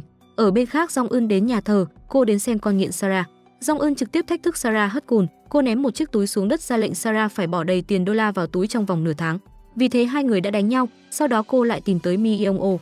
Jong Eun nhớ thời còn đi học Mi Yeong Oh hay dùng miếng dán để che đi hình xăm trên cổ, mà dòng chữ lộ ra ngoài có ý nghĩa rất đặc biệt. Mi Yeong Oh không còn kiên nhẫn để nhớ lại quá khứ. Anh ta nói rằng mình đã đến nhà xác ở bệnh viện để xem và xác nhận là thi thể của So-hee. Bây giờ Mi Yeong Oh quan tâm nhất là ai đã khử cô ấy, bởi vì liên quan trực tiếp đến số tiền mà anh ta có thể nhận được. Anh ta đoán ngoại trừ mình ra chỉ có con nghiện Sarah, thủ lĩnh Jeon Jin, Hye Jong vắng chú và Jae-jun luôn nói xấu So-hee. Jong Eun chậm rãi lại gần tai Mi Yeong Oh rồi nói ra một bí mật khiến anh ta bất ngờ. Tối đó ngoại trừ Hye Jong thì ba người khác đều ở cùng nhau. Sarah bị tống tiền, thế nhưng Jeon Jin cho Jong Eun tiền cô cũng không muốn. Jae-jun chỉ quan tâm đến cuộc sống của con nhỏ ở nhà của Jeon Jin. Ngày hôm sau Mi Yeong Oh mua vé một chiều đến Vladivostok chia cho Hye Jong. Sarah và thủ lĩnh Jeon Jin, chồng của Jeon Jin, do Yeong đang gọi điện với con nhà giàu Jae-jun yêu cầu gặp mặt. Tuy nhiên Mi Yeong Oh không biết bị người nào diệt khẩu mà hình xăm được che ở trên cổ anh ta được dịch ra là tôi đã thăng. Sau đó Jae-jun và Do Yeong gặp nhau. Hai người đàn ông đều là cha của cô con gái bé bỏng. Một người là cha nuôi không biết gì, chỉ có một lòng yêu thương con. Một người là cha ruột về mặt sinh học. Vốn dĩ cuộc sống của hai người đều không có bất kỳ điểm giao thoa nào trên cuộc đời song song đối lập. Ấy thế mà đằng sau lại có người cố tình tạo ra cơ hội gặp gỡ. Hơn nữa Do Yeong dường như nhận ra điều gì đó từ lần gặp mặt này. Hóa ra Jeon Jin vô cùng lo lắng về con gái mình. Cô ta nghe lời mẹ hy vọng vào các vị thần. Mẹ của Jeon Jin muốn dùng quan hệ điều Jong Eun ra khỏi trường tiểu học. Thế nhưng Jeon Jin bảo mẹ mình đừng kích động Jong Eun vì cô ta sợ cô ấy sẽ nói ra bí mật của mình. Mẹ của Jeon Jin nói rằng sợ nó cái chóa gì, điều Jeon Jin sợ không phải là mình mà là con gái Ji-soi. Nếu mọi người đều biết chuyện động trời kia thì cuối cùng Do Yeong chồng cô cũng sẽ biết. Vậy thì cô ta không thể ngóc đầu lên làm người được nữa. Trông có vẻ mẹ của Jeon Jin cũng biết cháu gái không phải là con ruột của Do Yeong. Bên khác, Jong Eun mở khóa điện thoại của Hye Jong và xem ảnh trong điện thoại, trùng hợp là bị thầy giáo khốn nạn kia phát hiện. Anh ta thấy Jong Eun có hai điện thoại, nghi ngờ cô bắt cá hai tay, sau đó lại nói rằng chỉ đùa thôi. Đối với loại người này, Jong Eun mặc kệ và làm thinh. Tối đó Hyun Nam phát hiện chuyện bất thường rằng Mi Yeong Oh đã mất tích mấy ngày rồi. ở gần nhà và sân golf đều không thấy bóng dáng anh ta. Lần cuối cùng xuất hiện là ở một công ty du lịch. Hyun Nam nghi ngờ anh ta lúc thủ tiêu hung thủ sát hại Sohee đã được rất nhiều tiền ngược lại hợp tác với nhóm Jeonjin. Jong Eun quyết định đến công ty du lịch trước để xác nhận, trừ khi Mi Yeong Oh chết, nhưng mục đích của cô không phải là điều tra Mi Yeong Oh mất tích. Hyun Nam giật mình suy nghĩ và bà ấy cho rằng do Jong Eun làm. Bà hy vọng có thể thông báo cho mình để có sự chuẩn bị đầy đủ. Jong Eun lại nói mình không có nghĩa vụ phải nói. Thỏa thuận giữa họ rất đơn giản, cùng nhau giúp đỡ hoàn thành nhiệm vụ là được rồi. Bây giờ mối quan hệ giữa hai người quá thân thiết. Ngày hôm sau, Jae-jun phát hiện tất cả các hàng hiệu trong nhà đều bị ăn trộm. Anh ta đoán chắc chắn là Mi Yeong Oh. Jeon-jin luôn lo lắng Jong Eun sẽ công khai hành vi bạo lực học đường của mình trên đài truyền hình. Cô ta kiểm tra xong thì thở phào nhẹ nhõm. Đồng nghiệp mới đến ghét nhìn thấy Jeon-jin bảo đàn em viết bản thảo tin tức. Do giọng nói quá to đã bị Jeon-jin nghe thấy. Phải biết rằng lương một tháng của Jeon-jin là 2,2 triệu won. Còn chồng của cô ta đầu tư quảng cáo cho đài truyền hình ít nhất 20 triệu won. Mỗi tháng đây là tư cách người ta có thể kiêu ngạo. Người mới vẫn muốn phản đối đã bị Jeon-jin ấn xuống ghế ngồi. Cô ta cảnh cáo người mới có mắt như mù này. Mình là trụ cột của đài truyền hình này, nếu một ngày nào đó cảm thấy nhàm chán cô ta nhất định chấm dứt hợp đồng để mua vui. Người mới bị đe dọa thì thành thực hơn nhiều. Bên này Jong Eun phát hiện ngoài việc Mi Yeong Oh mua vé máy bay một chiều đến Vladivostok, không có lịch sử mua bán khác nhưng không có hồ sơ xác nhận lên máy bay cho vé một chiều, cũng không nhận phòng ở khách sạn đã đặt trước. Hiển nhiên là chưa đến, cũng có nghĩa là Mi Yeong Oh không ra nước ngoài. Bây giờ không thể xác nhận anh ta chỉ đơn giản là mất liên lạc hay là đã mất mạng đâu đó rồi. Nhưng điều này không quan trọng với Jong Eun. Bây giờ cô đang tìm một nhân vật có thể gây ra cơn bão tố. Những ngày của con nghiện Sarah không hề sung sướng gì. Cô ta không liên lạc được với Mi Yeong Oh, cảm thấy có vô số con côn trùng bò khắp người. Vết thương trên chân Jeon-jin vẫn chưa lành. Hye Jong ở cửa hàng vàng bạc đợi bạn trai mới. Tên ngốc này đã mua cho cô ta một chiếc nhẫn kim cương lớn nhất. Điều này khiến Hye Jong vô cùng kích động và hét lên, bởi vì cô ta hy vọng chiếc nhẫn kim cương to hơn Jeon-jin. Trên đường Jong Eun rời khỏi công ty du lịch nhận điện thoại của Hyun Nam, đầu dây bên đó nhắc nhở cô đã bị người ta theo dõi. Ngày nào bà cũng làm chuyện này, cảm giác nhất định sẽ không sai. Jong Eun đề nghị để cô dẫn dụ họ đi. Hyun Nam tuyệt đối không được xuất hiện, vì thế cô giẫm mạnh ga phóng đi. Xe ở phía sau đi chạy sát theo, đi qua một con đường hẹp thì Jong Eun giẫm chân phanh. Sau khi chiếc xe đi vòng qua một chiếc xe tải đậu ở vệ đường thì đâm thẳng vào đuôi xe Jong Eun. Kẻ lái xe phía sau xuống xe và cho Jong Eun hai lựa chọn, hoặc là báo cảnh sát hoặc là giải quyết bằng tiền mặt. Hành vi này cực kỳ ảo ma Canada. Bình thường đều phải gọi công ty bảo hiểm đến trước, nếu xe đi thuê thì sẽ gọi điện cho công ty cho thuê xe. Người đàn ông thấy mánh khóe của mình bị bại lộ liền giở trò ngang ngược. Jong Eun thấy vậy liền đề nghị giải quyết bằng tiền mặt, vì thế hai người trao đổi số điện thoại. Lúc này người đàn ông mới rời đi. Jong Eun đến địa điểm hẹn bí mật, tò mò nên đi theo dõi Jae-jun vì sao lại xuất hiện ở phía sau xe của mình. Lẽ nào là theo dõi cô sao? Hyun Nam nói rằng mình đi theo Jae-jun đến trường tiểu học, anh ta nhìn con bé ở phía xa rồi rời đi. Đúng lúc bà nhìn thấy Jong Eun và chiếc xe theo dõi kia, trong lòng cảm thấy không ổn nên mới đi theo sau. Để chứng minh sự trong sạch của mình, bà đã mở cốp xe. Bên trong đựng đầy cải cây của nhà hàng mà Jae-jun hay đến. Còn nữa, nếu thật sự như Jong Eun nói muốn mách lẻo thì bà có chọn nhiều người để nói. Jeon-jin, Jae-jun hay thậm chí là Sarah. Thật ra người phụ nữ này là người rất dễ động lòng và là con người sống rất cảm xúc.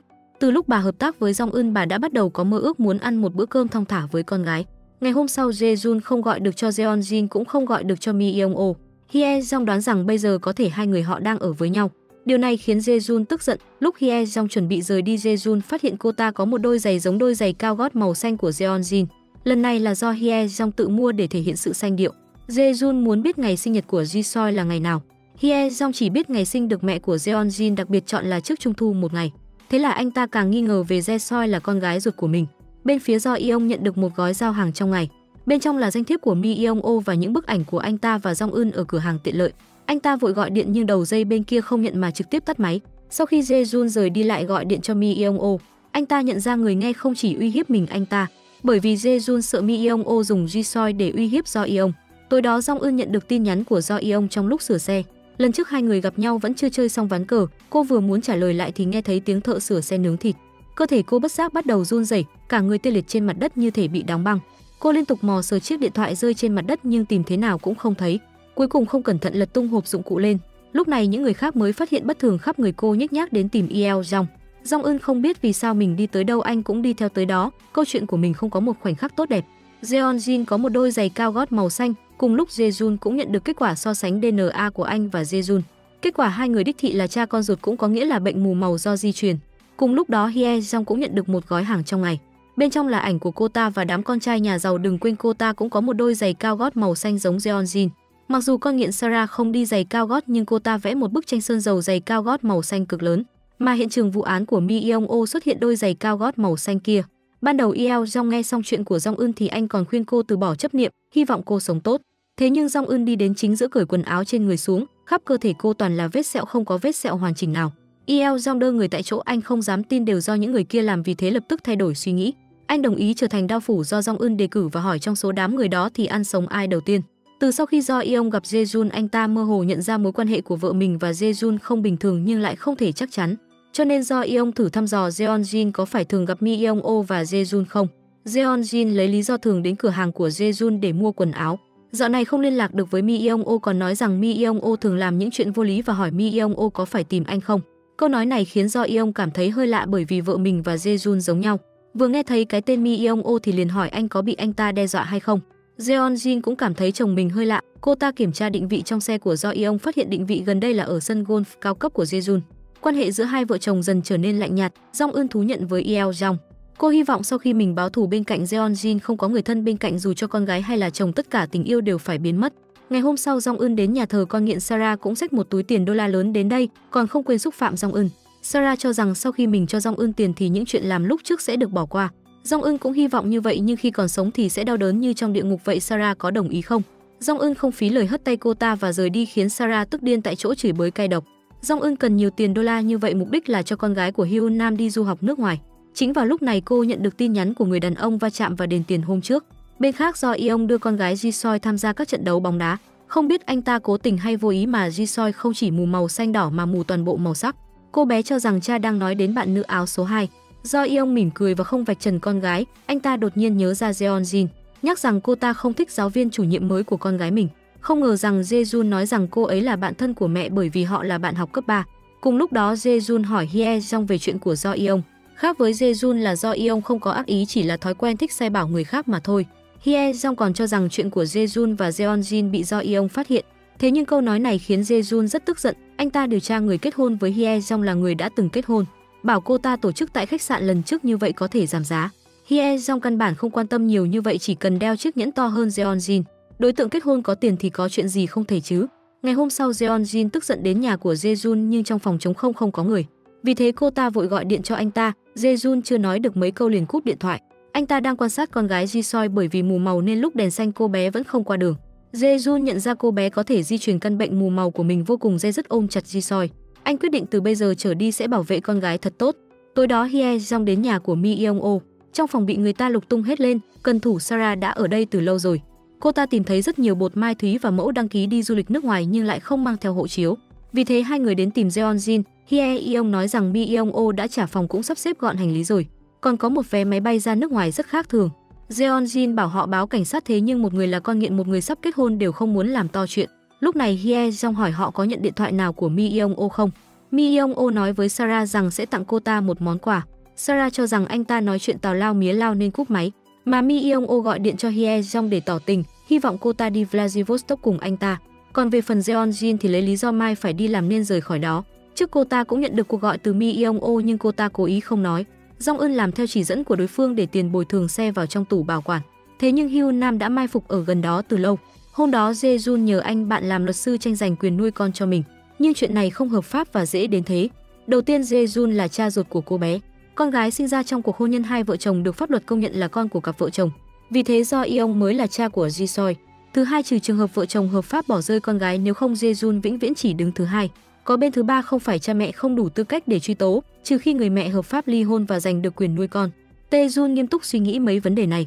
Hyun Nam theo dõi người đụng xe và đến một khách sạn, thế nhưng người đón kẻ đó lại là tên giám đốc kia. Hóa ra họ đều cùng một ruột. Jong Eun cảm thấy Mi Yeon-o không chỉ đơn giản là mất tích, bởi vì đám người đụng xe là thuộc hạ của Jeon-jin. Chuyện giúp cô ta xử lý những chuyện ngoài pháp luật, chính xác mà nói những đám cảnh sát này không phải chỗ dựa của Jeon-jin. Ngược lại, Jeon-jin mới là chỗ dựa của họ. Điều này có thể là nguyên do mà Mi Yeon-o mất tích. Cô nghĩ rằng Mi Yeon-o nhất định đã gặp Jeon-jin. Ngày hôm đó, Jong Eun nói với Mi Yeon-o người cho Sohee quy tiên là Jeon-jin, bởi vì sau khi ngã xuống lầu tay cô ấy nắm chặt huy hiệu trên đồng phục của Jeon-jin. Lúc đó Jong Eun ở hiện trường vụ án làm điều kiện trao đổi, cô cần một phần khẩu cung của Jeon-jin. Giả sử Mi Yeon-o đã lấy được tiền, nghĩa là Jeon-jin đã nhận tội. Mi Yeon-o đồng ý với cô sẽ ghi lại cả quá trình. Jong Eun làm như vậy là muốn trừng phạt Jeon-jin bằng các biện pháp xã hội, công khai những tội ác mà cô ta đã thú nhận và khiến cô ta chịu sự lên án về mặt đạo đức phần đời còn lại đến lúc xuống lỗ. Jong Eun muốn Jeon-jin không được sống thoải mái trong một ngày. Đó không phải là vĩnh viễn cũng không có được khẩu cung của cô ta sao? Bây giờ lại không tìm được thi thể của Mi Yeon-o. Mấy ngày sau Hye Jong đưa chứng minh mối quan hệ gia đình và báo cáo khám phụ khoa cho mẹ chồng tương lai. Nói thật mẹ chồng căn bản coi thường cô ta, chính vào lúc này cô ta gặp một người quen. Đúng vậy, người này chính là Jong Eun, cô quen biết với mẹ chồng nhờ làm việc với nhau. Đôi mắt của Hye Jong tràn ngập sự hoài nghi, ngay cả một từ cũng không thể thốt ra thành lời. Cô ta vội đuổi theo Jong Eun đang muốn rời đi, đề nghị hai người nói chuyện với nhau một chút. Cô ta sợ Jong Eun sẽ nói cho nhà chồng những chuyện trước đây của mình. Bên khác Jeon Jun hỏi Jeon Jin có chuyện gì giấu mình không. Anh ta tức giận khống chế Jeon Jin dồn ép cô đến khi đụng vào cửa. Con gái của mình biến thành của Do Yeong, nhưng thật chất anh ta vẫn rất yêu Jeon Jin rất nhiều. Hôm thứ 6 nhà trường tổ chức lớp học mở cho phụ huynh. Do Yeong phát hiện ra Jae-jun cũng ở đây, hơn nữa còn chào con gái rất thân thiết. Jae-jun nói đùa rằng mình có một đứa con riêng, thực tế là tới thăm bạn học cũ. Lúc này Jong Eun đẩy cửa bước vào. Do Yeong rất kinh ngạc, anh ta không ngờ cô lại là chủ nhiệm lớp Ji-soi. Jeon Jun hỏi Do Yeong đã bao giờ bị cướp đi thứ gì đó quý giá chưa. Thật ra anh ta đang đề cập đến con gái Ji-soi. Hai người này cứ thế lườm nhau và có lẽ đã kết thành hận thù rồi. Jong Eun thì cũng đạt được mục đích mình đặt ra. Ngày Hye Jong chặn Jong Eun lại, cô ta đã ra phía sau quỳ xuống rưng rưng nước mắt cầu xin được sự tha thứ và ăn năn sám hối. Thế nhưng Jong Eun cảm thấy mình vẫn chưa bắt đầu trả thù, thế mà thủ phạm lại nóng lòng quỳ xuống. Hye Jong cho biết cha mẹ cô ta là người trung thực mở một tiệm giặt khô. Lúc đó cô ta cũng không muốn tham gia vào bạo lực, đều do họ ép mình làm. Mà khi ấy mọi người còn nhỏ sẽ phạm lỗi trong quá trình trưởng thành. Ba Hoa giải thích đầy đủ mọi khía cạnh của kẻ đạo đức giả. Jong Eun không thèm nói tới mà nhặt củi đỏ lửa lên giờ đến trước mặt cô ta. Hành vi này khiến Hye Jong sợ hãi hét lớn. Jong Eun nói với cô ta hành vi vừa nãy là làm việc xấu, rõ ràng biết hậu quả nhưng vẫn cố tình làm tổn thương người khác. Đó là chuyện mà mấy người họ gây ra cho cô mỗi ngày. Hye Jong cố gắng khống chế cảm xúc của bản thân, cô ta khó khăn lắm mới tìm được một người giàu để kết hôn, không muốn lãng phí mọi tâm huyết thời gian để vào gia môn giàu sang. Jong Eun biết cô ta chỉ đang muốn thực hiện mục đích của mình nên mới ngoan ngoãn như thế. Cô tiết lộ mình đã lấy trộm điện thoại của Hye Jong, rồi bảo Hye Jong hãy nghĩ cho kỹ xem bây giờ mình đã hiểu cô ta bao nhiêu. Không gặp mẹ chồng tương lai của Hye Jong cũng được thôi. Vậy cần cô ta làm chuyện sở trường nhất của mình, đó là cần cô ta báo với cảnh sát rằng Mi Yeong Oh mất tích. Sau khi lớp học mở cho phụ huynh kết thúc, Do Yeong dẫn con gái Ji-soi về nhà, thế nhưng cô bé liên tục chào tạm biệt với Jae-jun. Do Yeong không biết Jae-jun muốn làm gì, anh ta tức giận đến mức muốn đánh người trước mặt. Cho đến bây giờ Do Yeong mới hiểu chuyện gì đã xảy ra. Jae-jun đến gặp mặt Jong Eun, anh ta từ nhỏ đã là kẻ lưu manh, trời mưa bắt Jong Eun đứng dưới mưa ngắm nhìn cô với cặp mắt mù màu. Anh ta đoán từ hôm trao giải ở sân vận động đến giờ đều là kế hoạch của Jong Eun. Anh ta chỉ thở dài rằng mọi người đều bị mắc bẫy, liệu cuộc trả thù này có kết thúc không? Thế nhưng hắn ta lạnh lùng nhắc đến những chuyện đã xảy ra trong cơn mưa năm đó. Lúc Jong Eun muốn đánh anh ta thì bị anh ta nắm chặt tay. Thật ra Jong Eun anh ta là người khiến cô sợ nhất trong những kẻ bắt nạt. Jeon Jun cảnh cáo cô đừng có động vào con gái của Jeon Jin. Jong Eun cũng không phí lời, hỏi thẳng Jae-jun có nhận được bàn chải đánh răng của Jae-jun không. Còn nói rằng muốn tranh giành quyền nuôi con thì chỉ có mình cô là người có thể giúp được thôi. Câu nói này đã chạm đến điểm yếu của anh ta rồi. Thái độ của Jae-jun thay đổi 180 độ, lập tức thống nhất một chiến tuyến với Jong Eun. Nhưng Jong Eun đã đưa bức tranh của Ji-sol cho anh ta, đó là một bông hoa chưa được tô màu. Đêm đó Jeon Jin biết được hôm nay chồng mình đến tham gia lớp học mở từ lời nói của con gái. Ban đầu cô ta sợ Jong Eun nói chuyện liên quan đến mình, kết quả Ji-sol nói với mẹ rằng cha nói chuyện rất nhiều với chú Jae-jun. Mà tin tức này còn đáng sợ hơn những gì Jong Eun nói. Bên khác Do Yeong hẹn gặp Hye Jong. Do Yeong vừa đến liền hỏi Hye Jong có quen biết Jong Eun không. Anh ta muốn biết mối quan hệ giữa Jeon Jin và Jong Eun. Hye Jong thú nhận bọn họ không chỉ là bạn học thời cấp 3 mà Jeon Jin còn thường bắt nạt Jong Eun. Đơn giản mà nói thì là kiểu bạo lực học đường, làm ra chuyện cực kỳ tồi tệ. Lần đầu tiên Jeon Jin gặp Jong Eun là muốn cô ấy dọn dẹp vệ sinh giúp mình, bởi vì chân sai vặt trước đây của cô ta đã chuyển trường rồi mà người đó cũng chính là So-hee. Jong Eun lúc đó lựa chọn từ chối, kết quả bị tát một cái ngay vào mặt. Tôi đã nhắc trước đó, con người Jeon Jin không hề có lòng kiên nhẫn. Đây là tình hình lần đầu Jong Eun bị bạo lực, còn về chi tiết thì Hye Jong bảo anh về nhà hỏi vợ mình cho nó hấp dẫn. Mà lúc này anh ta mới hiểu Jong Eun nói hàm ý thực sự của một canh bạc đặt cược cả cuộc đời. Và người phụ nữ này lại không phải là nạn nhân đầu tiên. Hôm đó trên đường Do Yeong trở về nhà đã gặp Do Yeong, hai người họ chơi một ván cờ ở công viên cho đến mãi muộn mới trở về nhà. Anh ta hỏi Jeon Jin từng nói không thích chủ nhiệm lớp là Jong Eun phải không? Thế nhưng vợ anh ta cho rằng có sự hiểu lầm nào đó giữa họ, hơn nữa trong lúc nói chuyện hòa giải, Jeon Jin nhìn ra được Do Yeong dường như đã biết gì đó. Cô ta nói rằng họ yêu nhau 2 năm, kết hôn 10 năm, tổng cộng trải qua 12 năm cuộc sống. Cô hy vọng chồng mình nghe được tin tức gì thì nhất định phải tin mình, tuyệt đối đừng mở chiếc hộp không nên mở ra. Thứ đựng trong chiếc hộp không đẹp đẽ tí nào sẽ khiến mình và con gái bị tổn thương, cho nên có thể để nó qua đi không? Bên Hyun Nam vẫn luôn theo dõi một cô gái. Ngày hôm sau Jeon Jin nhận được một tin nhắn của Jae-jun, họ gặp nhau ở dưới hầm. Lần này Jae-jun đến là muốn cô và chồng ly hôn, bởi vì Jeon Jin không dám thú nhận chuyện của Jong Eun, cũng không biết anh ta sẽ đứng về phía ai. Còn anh ta thì khác, không chỉ biết tất cả chuyện xảy ra thời cấp 3 còn bảo vệ Jeon Jin và Ji-soi vô điều kiện, đây mới là tình yêu real love. Jeon Jin lúc này mới rõ trong lòng mình người cô ta yêu là Do Yeong. Mi Yeong-oh mất tích không phải chuyện xấu với Jong Eun. Tình huống này tương đương với lời thú nhận của Jeon Jin để che đậy chuyện này cô ta đã phạm phải chuyện khác. Còn người phụ nữ mà Hyun Nam theo dõi là người tình của giám đốc. Trưa ngày hôm sau, giám đốc hẹn gặp Jeon Jin, tất cả các hồ sơ lý lịch của Jong Eun được điều tra rõ ràng. Nhưng cô không có một chút ghi chép phạm sai lầm nào, thế nhưng Jeon Jin luôn cho rằng người thân mới là thủ phạm lớn nhất đối với kẻ nghèo. Cho nên mẹ của Jong Eun ở đâu bây giờ? Người này đang trong tình trạng lẩn thần. Tối đó ngoại trừ Jeon Jin, ba người tụ họp với nhau, họ nhận được tin tức có người gọi điện báo Mi Yeong-oh mất tích. Điều này khiến con nghiện Sarah tức điên lên bởi vì nhiều năm nay cô ta vẫn luôn mua bột mai thúy từ Mi Yeong-oh. Giả sử cảnh sát điều tra ra thì người đầu tiên bị bắt sẽ là cô ta. Cùng lúc đó, Jong Eun đưa toàn bộ đô la cho Hyun Nam, cô muốn đưa con gái của Hyun Nam ra nước ngoài du học, bởi vì chuyện trả thù tương đương với việc trả giá. Vì thế có lẽ bà không thể thực hiện nguyện vọng ăn một bữa cơm thong thả với con gái. Ngày hôm con gái ra nước ngoài mới là sự khởi đầu cho kế hoạch thủ tiêu chồng của Hyun Nam. Con gái nhận được tin tức cha mất ở nước ngoài nhưng cô bé vẫn bình an vô sự, bởi vì đã tránh xa được người cha bạo lực và người mẹ có âm mưu thủ tiêu chồng. Jeon Jin đến địa chỉ mà giám đốc cho cô ta phát hiện chung cư Jong Eun đang ở lại đối diện nhà mình. Do Yeong cầm bức ảnh đối chiếu góc độ chụp ảnh, anh ta gọi điện cho Jong Eun, thế là hai người hẹn gặp nhau ở công viên. Anh ta có rất nhiều câu hỏi liên quan đến Jeon Jin, còn Jeon Jin bên này tìm tới thợ phá khóa xâm nhập bất hợp pháp vào nhà của Jong Eun. Ngoại trừ một chiếc giường thì ở đây dán đầy những bức ảnh của thủ phạm năm đó. Jong Eun nói hết mọi chuyện cho Do Yeong nghe, bao gồm cả việc tiếp cận anh ta. Jeon Jin hối hận vì năm đó đã cô bạo hành Jong Eun, vì đáng lẽ lúc đó nên tiễn cô về miền Tây phương cực lạc. Đúng lúc này một người đột nhiên bước vào khiến Jeon Jin ngạc nhiên không nói nên lời. Phía bệnh viện Yeojong mở ngăn chứa thi thể của Sohee nhưng bên trong trống không. Bên này người đi vào trong nhà Jong Eun chính là Do Yeong, xem ra chồng Jeon Jin đã biết bí mật của cô ta rồi. Cuộc trả thù của Jong Eun chính thức bắt đầu. Jeon Jin và Do Yeong bị dụ đến nhà Jong Eun mà đây là bước đầu tiên trong kế hoạch của Jong Eun. Trong phòng có một máy camera, Jong Eun đang ngồi trong phòng khám của Yeojong chill và quan sát. Jeon Jin nhìn thấy chồng mình trong lòng ít nhiều cũng hơi hoảng sợ, cô ta không biết vì sao Do Yeong lại bất ngờ xuất hiện ở đây. Cô ta nghi ngờ có phải Jong Eun cố tình tiếp cận anh ta gây cản trở cuộc sống của mình thì thôi đi lại bắt đầu tò mò về người phụ nữ khác rồi. Rất rõ ràng Do Yeong tò mò về người phụ nữ cụ thể là người vợ Jeon Jin này đây. Trong phòng dán đầy ảnh liên quan đến cô ta, Do Yeong chỉ muốn biết lúc Jeon Jin đi học có từng bắt nạt bạn học không, có từng làm ra những hành vi tồi tệ gây tổn thương người khác không. Jeon Jin lúc này đã nghĩ sẵn ra một cái cớ rồi, cô ta trách chồng mình tin lời nói từ một phía của người khác.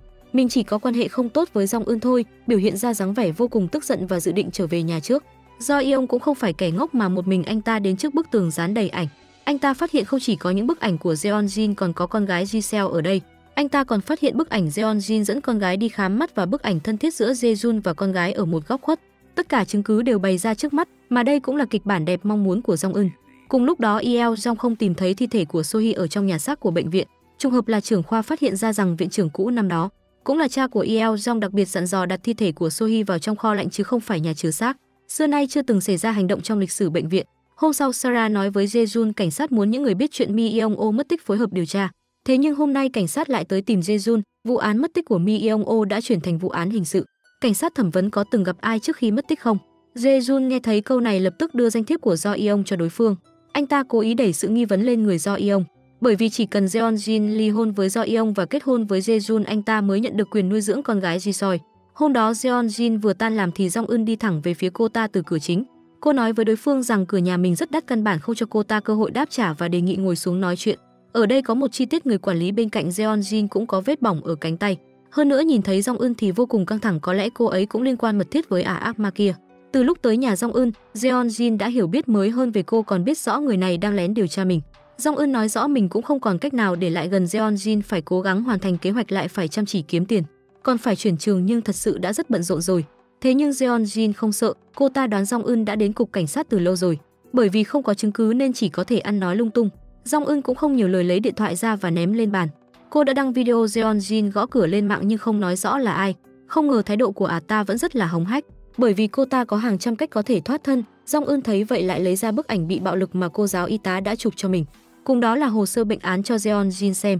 Jong Eun nói rằng hôm nay đến đây là muốn cho Jeon Jin một cơ hội chuộc lỗi, chỉ cần cô ta tới cục cảnh sát tự thú tội ác đã phạm phải và làm những chuyện độc ác đã làm thì không phải bị chịu trừng phạt từ phía mình nữa. Nhưng Jeon Jin trèo lên địa vị ngày hôm nay sao có thể dễ dàng từ bỏ chứ? Cho đến tận bây giờ cô ta vẫn không cảm thấy mình làm sai chuyện gì, ngược lại còn cho rằng Jong Eun nên cảm ơn mình. Nếu năm đó mình không bạo lực cô sao cô có thể làm giáo viên chứ? Kiểu đổi lỗi cho nạn nhân điển hình. Jeon Jin còn cười nhạo Jong Eun kẻ nghèo từ khi sinh ra đã được định sẵn vận mệnh rồi. Đừng tin câu làm ác gặp ác, ở hiền gặp lành. Thấy thái độ láo tuét của Jeon Jin, Jong Eun lại cảm thấy vui vẻ, cuối cùng cô cũng xóa bỏ được cảm giác tội lỗi trong lòng rồi. Cô chưa bao giờ nghĩ đến việc ngừng trả thù. Ngoài ra Jong Eun nói với Jeonjin cô ta vừa đánh mất cơ hội xoay chuyển tình thế cuối cùng. Bên khác do Yeong cầm bức ảnh kia, bên tai liên tục xuất hiện chuyện Jae-jun kể với anh. Việc có đứa con riêng, đồng thời thư ký nói với anh ta những người biết chuyện Mi Yeong-o mất tích phải hợp tác điều tra. Còn một chuyện khác, ngày hôm đó Mi Yeong-o đưa cho Do Yeong một cái USB. Có một đoạn ghi âm trong USB Mi Yeong-o nói rõ ràng rằng biết Jeonjin ở với ai hàng ngày. Nếu không muốn bị phanh phui trên mạng thì lập tức liên lạc với mình. Do Yeong tức giận ném USB đi. Do Yeong giận dữ trở về nhà sau khi nghe đoạn ghi âm. Anh ta nhìn phòng để đồ và chợt nhận ra một điều, cho dù là giày dép hay quần áo vợ anh đều mua ở cửa hàng của Jae-jun. Do Yeong càng tin chắc rằng mối quan hệ của Jae-jun và Jeonjin không bình thường. Hôm sau vì vụ án Mi Yeong-o mất tích nên cần phối hợp điều tra. Cả nhóm hạ người khác xuống để tâm sự sành điệu của bản thân gặp nhau để thảo luận cách đối phó. Jeonjin nói với những người khác chuyện Jong Eun tìm mình, nhưng Sarah chỉ quan tâm đến việc mua bột mai thúy ở đâu. Còn nói bạo lực học đường chỉ là mối đe dọa với Jeonjin, không có ảnh hưởng đến những người khác. Lúc này Jeonjin mới nhận ra mình mới là chủ mưu. Sarah nói với mọi người Mi Yeong-o từng hỏi câu chuyện liên quan đến Sohee. Mọi người đều kinh ngạc khi nghe thấy chuyện này. Anh ta trước khi mất tích đã hỏi tất cả mọi người có mặt ở đây. Anh đã gọi điện cho thư ký của Do Yeong nhưng đã bị chặn lại, vừa quay đầu lại thì anh ta liên lạc với Sarah. Mi Yeong-o yêu cầu lập tức gặp mặt, hiện tại anh ta đang cần rất nhiều đô la Mỹ, thế nhưng cơn nghiện của Sarah phát tác, chỉ muốn làm cách nào để nhanh có bột mai thúy trong tay. Lúc này Mi Yeong-o nhận được điện thoại của Jae-jun. Anh ta vừa gửi thông tin chi tiết về việc Jae-jun lạm dụng công quỹ để mở sân golf ở nước ngoài cho đối phương. Điều kiện là phải cung cấp cho anh ta một số Bitcoin được mã hóa để lấy tiền. Anh ta còn tiết lộ chuyện của Sohee ngày hôm đó. Jae-jun làm giả chứng cứ, Jeonjin không có mặt tại hiện trường, nói xong thì cúp điện thoại. Sau đó lại gọi điện cho Hye Jong, người mà anh ta thích, muốn cho cô ta một cơ hội. Bởi vì trước khi Sohee xảy ra chuyện là Hye Jong gọi cô ấy từ lớp học thêm ra ngoài, cho nên Mi Yeong-o muốn rời khỏi Hàn Quốc cùng Hye Jong. Nghe đến lời này, Hye Jong sợ hãi ném điện thoại đi. Ngày hôm sau Mi Yeong-o lại liên lạc với Jong Eun để đảm bảo có thể lấy được tiền từ trong tay Jeonjin. Anh ta uy hiếp Jong Eun đưa bảng tên cho anh ta với lý do đã không nói cho những người này biết nguồn gốc thông tin. Rất rõ ràng tên khốn này đã ngoài tầm kiểm soát rồi. Anh ta còn ngụy biện rằng nếu mình gia nhập vào phe đối lập chưa chắc Jong Eun đã đối phó nổi 4 người đâu. Hơn nữa những người khác mới là hung thủ sát hại Sohee, chỉ có mình là vô tội thôi. Thế nhưng trong lòng Jong Eun, tội danh của Mi Yeong-o cũng không được tha thứ. Cô trực tiếp cúp máy, cho đến bây giờ Mi Yeong-o chỉ có thể uy hiếp Jeonjin. Vì thế anh ta tìm số điện thoại và gọi qua. Hye Yeong tiếp tục đề tài cô ta luôn bị Jeonjin bắt nạt. Lúc quan trọng thì luôn nghĩ cách muốn thoát khỏi quan hệ. Thế nhưng Jae-jun chỉ muốn giành quyền nuôi con gái Ji-soi, anh ta đang nghĩ ngợi xem có thể lợi dụng chuyện này không. Sarah cô cho rằng kẻ hại Sohee đắp chiếu là Jeonjin, ngoại trừ bản thân Jeonjin không ai biết Mi Yeong-o nói chuyện gì với cô ta. Nghĩ đến đây cô ta đột nhiên bật cười, sau đó với vẻ mặt đầy sự uất hận rồi rời khỏi đây. Jeonjin đến sân thượng xảy ra vụ án của Sohee, cô ta gọi điện hẹn gặp cảnh sát trưởng.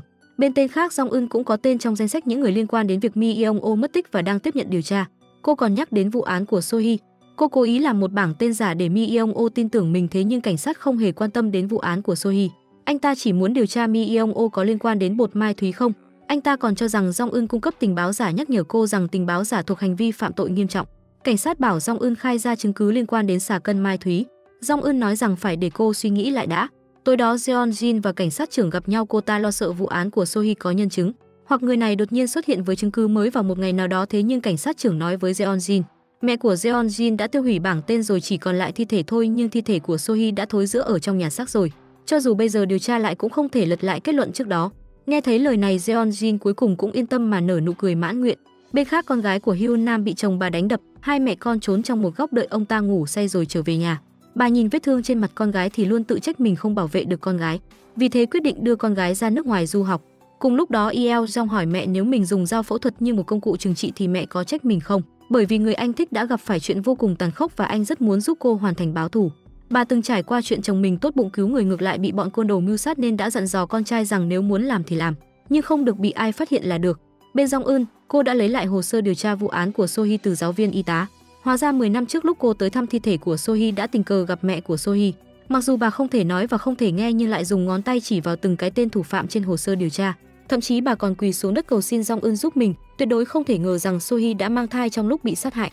Jong Eun đã giữ lại phần tài liệu này, cô hứa với mẹ của Sohee nhất định sẽ đòi lại công bằng và trả thù cho Sohee. Cũng vì nguyên nhân này mà mỗi lần cô muốn từ bỏ hoặc kết thúc mạng sống này đi cho xong chuyện thì đều bất giác nhớ đến lời hứa với mẹ Sohee. Cô giáo y tá cũng không ngờ rằng học sinh của mình lại gặp phải chuyện tồi tệ như vậy trong trường. Jong Eun trở về nhà bắt đầu sắp xếp ảnh trên tường. Cô vừa mới rời khỏi căn hộ thì đột nhiên phát hiện còn một bức ảnh ở trên tường. Thế nhưng cô tìm thế nào cũng không ra. Cùng lúc đó, mẹ của Jeonjin mở kết bảo hiểm đã bị đóng rất lâu, bên trong còn để bảng tên của Sohee. Hyun Nam bên này vừa đỗ xe ở điểm hẹn bí mật thì Jeon Jin đi tới, trên tay cô ta chính là bức ảnh chồng của Hyun Nam. Ở chỗ Jong Eun, hóa ra Jeon Jin dưới sự giúp đỡ của cảnh sát trưởng đã điều tra ra 2 chiếc xe đứng tên Jong Eun. Hơn nữa trong nhà cô chỉ có một bức ảnh mà mình không quen biết. Jeon Jin xác nhận rằng có người đang giúp đỡ Jong Eun nên liền bảo người theo dõi chiếc xe biển số 7943 kia. Lúc này cô ta mới tìm tới Hyun Nam. Ban đầu Hyun Nam cũng không sợ Jeon Jin, cùng lắm thì tố cáo với Do Yeong. Thế nhưng Jeon Jin đã điều tra tất cả chuyện của bà trước khi đến gặp. Cô ta uy hiếp con gái của Hyun Nam, liên tục cầm túi đánh đập bà. Cô ta hối hận vì đã không giật tóc con gái kéo đến đây. Cô ta uy hiếp một chút thì quả nhiên có hiệu quả. Hyun Nam cầu xin cô ta đừng động vào con gái mình. Jeon Jin đổ hết đồ trong túi của Hyun Nam xuống đất nhưng không có đồ đạc đáng ngờ nào. Bà ra lệnh bà lưu số điện thoại của mình lại. Kết quả trên điện thoại đã lưu số của cô ta là con nhỏ mất nết đáng ghét. Nhân lúc Hyun Nam nhặt điện thoại lên thì cô ta giẫm mạnh lên tay bà. Lúc này Jeon Jin mới hiểu vì sao người giúp việc lúc trước và giáo viên tiểu học lại có chung tiếng nói. Một người muốn giết chồng, mục tiêu báo thù của người kia chính là mình. Cô ta dứt khoát đề xuất điều kiện như vậy để hợp tác với Hyun Nam, còn nói mình động tay còn nhanh hơn Jong Eun. Ngày mai khử chồng bà, ngày hôm sau nữa cử hành tang lễ, nhưng sau khi xong việc này bắt buộc phải làm theo những gì mình nói. Chưa được bao lâu thì Jong Eun đến địa điểm hẹn gặp cô, tìm thế nào cũng không thấy Hyun Nam. Bên khác bà ấy đang dẫn con gái thục mạng chạy trốn. Bà quyết định nhân lúc chồng ngủ say lái xe đến một địa điểm vô định, nói không chừng có người theo dõi hai mẹ con, thế nên đợi 2 ngày rồi quay lại thành phố Semyang. Sáng sớm ngày hôm sau, Do Yeong đến cửa hàng quần áo của Jae-jun lấy bừa một bộ vest rồi đi vào phòng thử đồ. Anh nhìn cảnh tượng bên trong thì nhớ những gì Jeon Jin đã nói. Lúc này anh mới chợt nhận ra vợ mình lại là loại người này. Cùng lúc đó, Jong Eun không thể liên lạc được với Hyun Nam, điện thoại cũng luôn trong trạng thái tắt máy. Lúc này ông thầy Hách Dịch thông báo với cô có cuộc họp lúc 5 giờ chiều. Nội dung cuộc họp bàn về hoạt động nội bộ nhưng mọi sự chuẩn bị đều do Jong Eun phụ trách hoàn thành. Đợi sau khi kết thúc cuộc họp, Jong Eun liên lạc với Hye Jong bảo cô ta dụ Jeon Jin đến phòng khám của Yeo Jong, rồi căn dặn Hye Jong hãy hành động nhanh chóng nhân lúc mình chưa nói nhiều chuyện trước kia với mẹ chồng tương lai của cô. Vừa cúp máy thì đồng nghiệp bảo Jong Eun mau ra bãi đậu xe xem. Lúc này một người đàn bà tóc vàng điên khùng la hét rồi nằm bỏ lên xe của Jong Eun. Người đó không ai khác chính là mẹ của cô. Nhìn người mẹ từng vứt bỏ con cái vì tiền thì cũng cảm nhận được cảm xúc đau khổ mà cô đang hứng chịu lúc này. Hóa ra Jeon Jin đích thân tìm tới mẹ Jong Eun bảo bà ta nghĩ cách đuổi con gái khỏi trường tiểu học. Ban đầu mẹ Jong Eun không đồng ý, đó là công việc của con gái, thế nhưng Jeon Jin nói với bà ta, dù sao tiền lương mà con gái kiếm được cũng không đưa cho mẹ tiêu. Bên cạnh đó hai mẹ con cũng đã hơn 10 năm không liên lạc. Còn nói rằng lúc bà ký tên cho Jong Eun thôi học, mẹ Jong Eun chắc hẳn đã gặp mẹ ruột của cô ta, sau đó đặt một túi tiền trên bàn. Chừng nào Jong Eun ký đơn từ chức số tiền này đều cho mẹ Jong Eun. Lúc sau bà ta liền đến căn hộ tìm con gái nhưng bà bị bà chủ nhà xua đuổi đi. Hai mẹ con Jong Eun trở về chỗ ở. Thật ra cô đã đoán ra Jeon Jin giở trò sau lưng mình. Hôm sau Jeon Jin đến phòng khám của Yeo Jong theo lịch hẹn của Hye Jong. Hye Jong nói với cô ta Jong Eun gần đây đã chơi cờ vây với Do Yeong. Ban đầu Jeon Jin vẫn không tin, chính lúc này y tá vô tình làm rơi chiếc túi đắt tiền của Hye Jong. Bởi vì cuộc trò chuyện vừa rồi vẫn chưa kết thúc, Jeon Jin chế giễu Hye Jong sao mua chiếc túi mà phải nâng niu đến như vậy. Điều khiến cô ta không ngờ là chiếc túi này là người đàn ông đã có vợ tặng Hye Jong, mà người đó chính là chồng của Jeon Jin. Do Yeong nói xong thì quay người rời khỏi phòng khám. Yeo Jong nhân cơ hội đó nói với Jeon Jin kỹ thuật phẫu thuật thẩm mỹ của mình rất tốt, rảnh thì có thể đến bơm chất làm đầy. Tối đó Jong Eun cố tình tiếp cận chồng của Hyun Nam, thử thăm dò xem ông ta có biết chuyện gì hay không. Đúng lúc này Hyun Nam gọi điện thoại tới, hai người gặp nhau ở bãi đậu xe ngầm. Hóa ra Jong Eun không tìm được ảnh của chồng Hyun Nam thì gọi điện cho bà để thông báo tình hình. Cô đoán rằng Jeon Jin đã điều tra ra Hyun Nam. Sau khi cúp điện thoại, Hyun Nam để máy quay trong ô tô. Ngay sau khi đỗ xe thì gặp Jeon Jin, thế nên bà luôn tắt máy. Bà hy vọng Jong Eun đừng hiểu lầm mình bị Jeon Jin mua chuộc. Bây giờ Hyun Nam đang trong tình trạng vô cùng nguy hiểm, bà giao con gái cho Jong Eun bây giờ phải bật máy, nếu không sẽ dấy lên sự nghi ngờ của Jeon Jin nếu cô ta tìm tới chồng mình.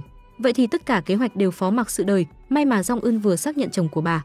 Hyun Nam dự định kéo dài thời gian và đòi tiền từ Jeon Jin trước sau khi hai người rời đi. Jong Eun đưa con gái của Hyun Nam ở trong nhà của cô giáo y tá. Bên kia Do Yeong về đến nhà, Jeon Jin kiên nhẫn giải thích hành vi của mình. Do Yeong chỉ quan tâm vợ, mình có sự lựa chọn nào khác hay không? Thế nhưng đi hỏi Sarah và Mi Yeong O đang mất tích hoặc là Jae-jun hay vẫn là mẹ vợ chi nhiều tiền đi xem bói. Anh ta càng nói càng tức giận. Thật ra Do Yeong quan tâm nhất là con gái Ji-soi, nhưng Jeon Jin làm vợ và mẹ lại chưa từng có cảm giác áy náy với bố con anh ta sao? Cuộc nói chuyện đã kết thúc như thế. Ngày hôm sau Jae-jun đến cửa hàng quần áo. Nhân viên nói với anh ta rằng hôm qua Do Yeong đã đến đây thử một bộ quần áo rồi đi. Jeon-jun nhanh chóng kiểm tra camera, có điều video đã bị xóa trước ngày 20 là lệnh của Jeon Jin khiến anh suy nghĩ điều gì đó. Bên kia cảnh sát tìm tới Yeo Jong để điều tra vụ Mi Yeong O mất tích. Hóa ra lúc Mi Yeong O đi xác nhận thi thể của Sohee đã để lại số điện thoại cho bác sĩ phụ trách. Đúng lúc trước đó Yeo Jong đã đặc biệt dặn dò rằng có người đến nhà xác thì phải nói với mình. Mà tối hôm đó anh gọi điện cho Mi Yeong O còn khai đối phương nghe máy chửi 2 câu thì cúp luôn.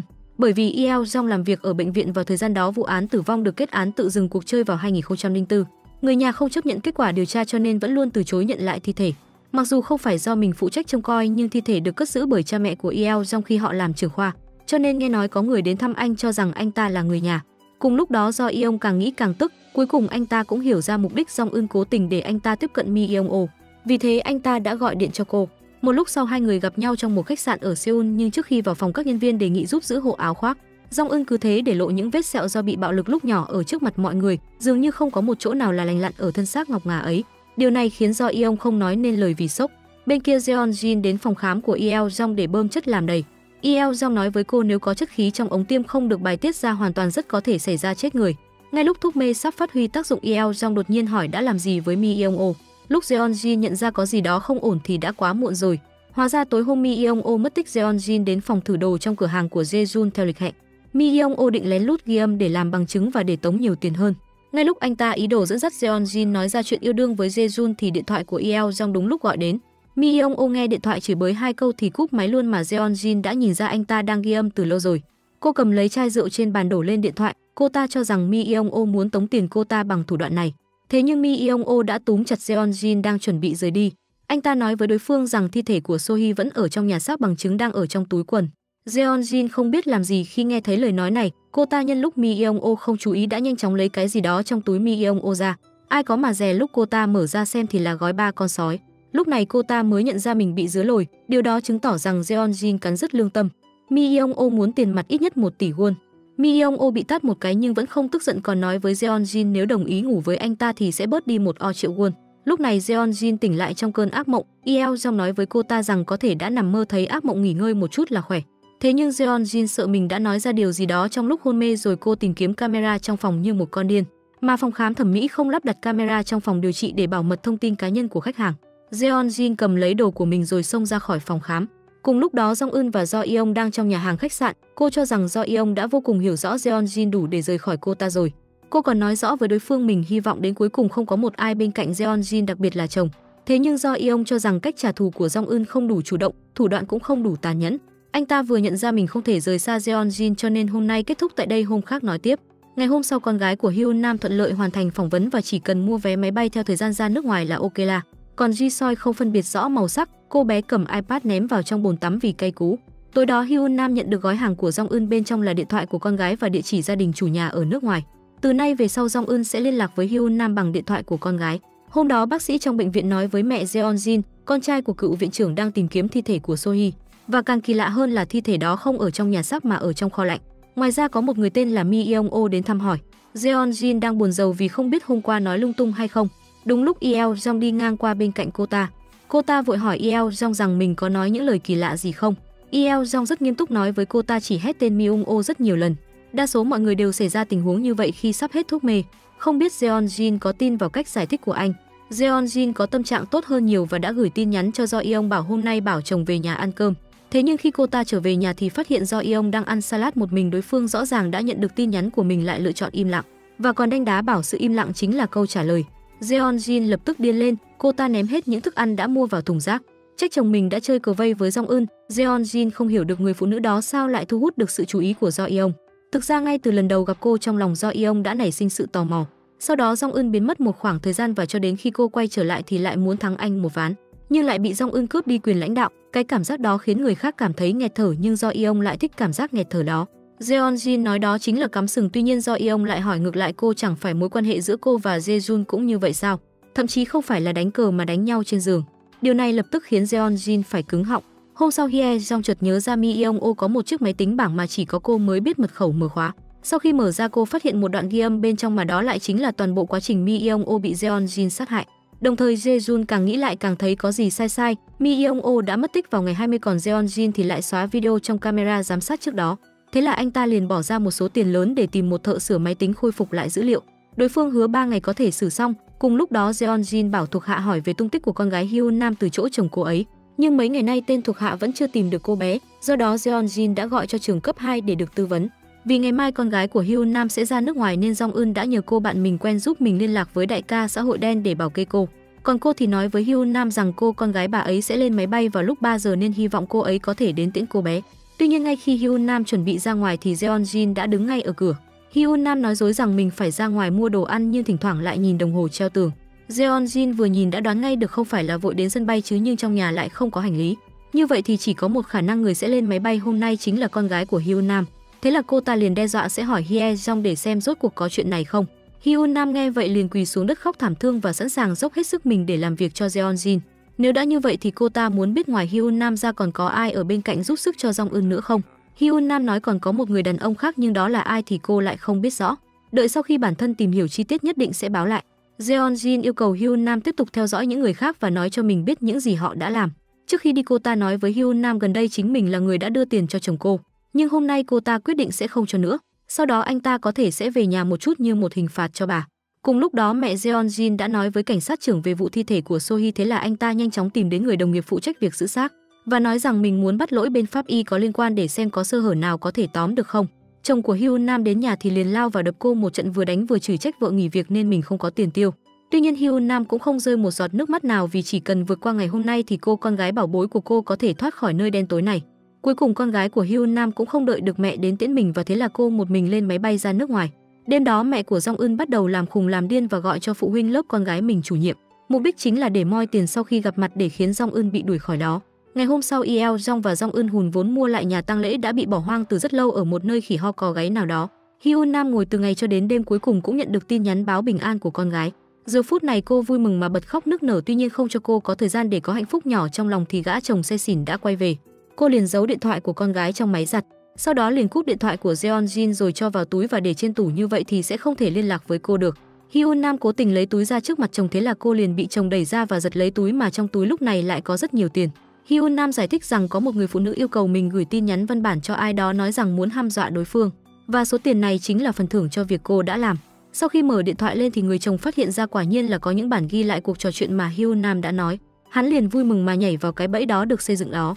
Ngày hôm sau khi đang đi mua sắm, mẹ Jeon Jin liền nhận được một tin nhắn nội dung là tôi biết con gái bà đã sát hại người. Thế là bà lập tức rời khỏi đây vì bị nắm thóp. Thực ra tin nhắn này là do chồng của Hyun Nam gửi đến và mọi thứ đều nằm trong kế hoạch của Jong Eun. Đêm nay đã định sẵn là không thể bình thường được rồi.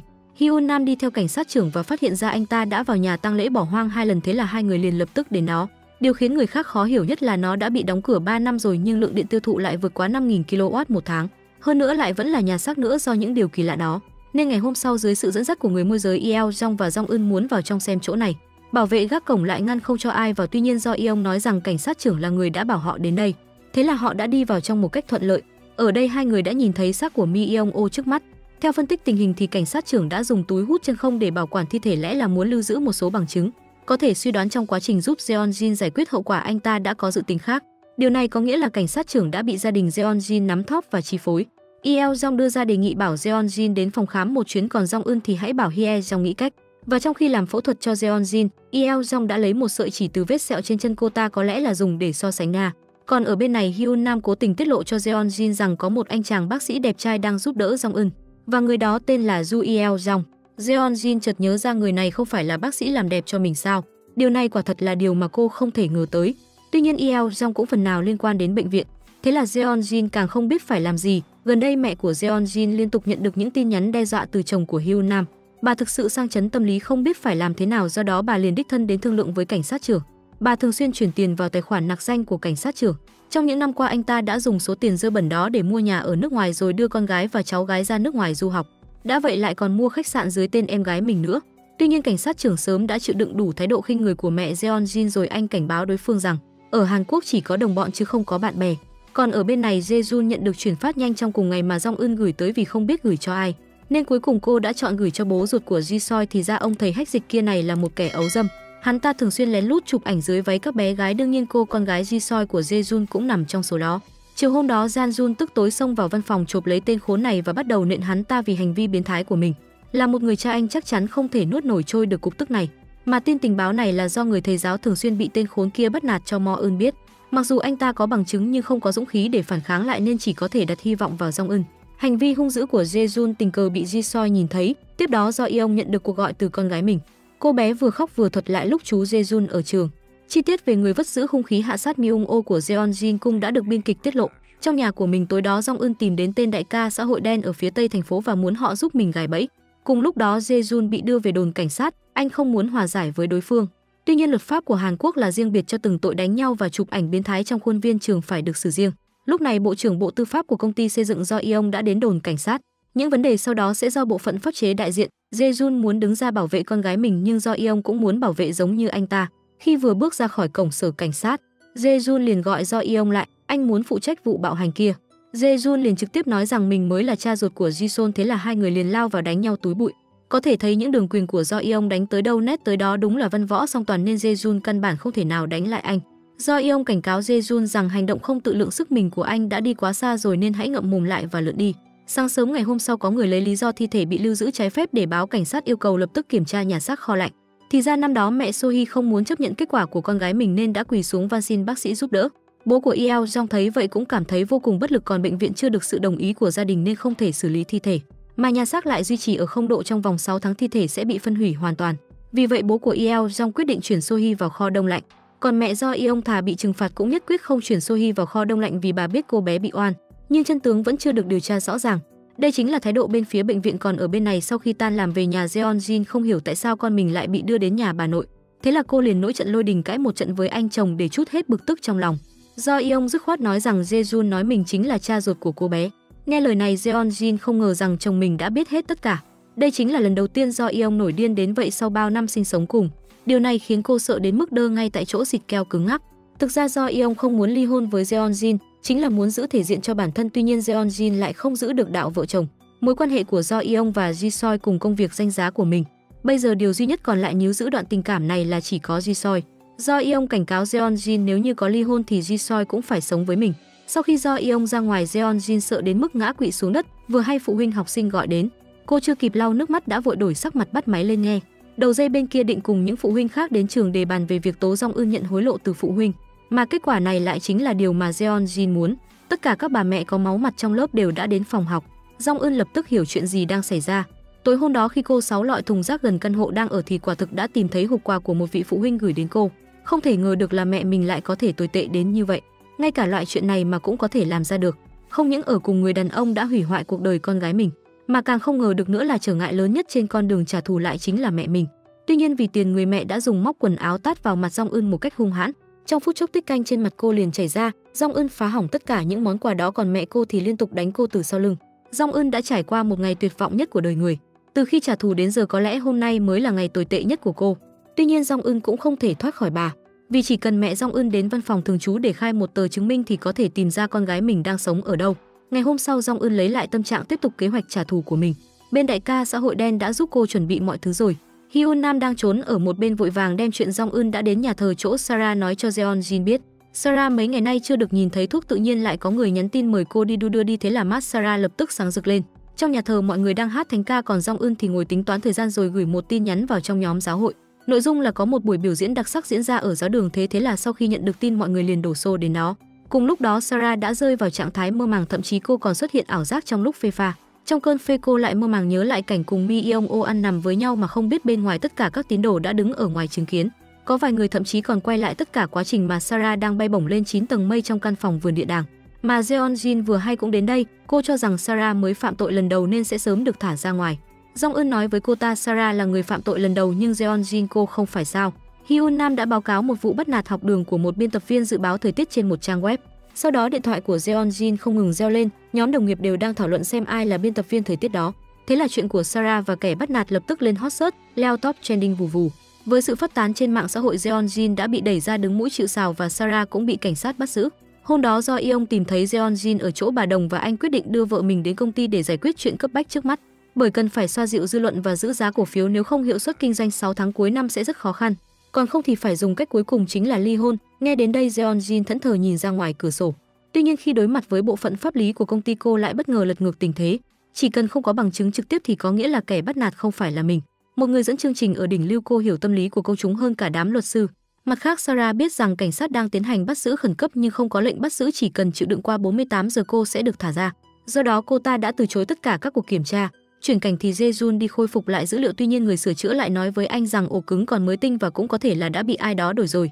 Chính vào lúc này Jae-jun nhận được tin nhắn từ Hye Jong, cô đã phát hiện ra một số chuyện giữa Jeon-jin và Mi Yeong-o.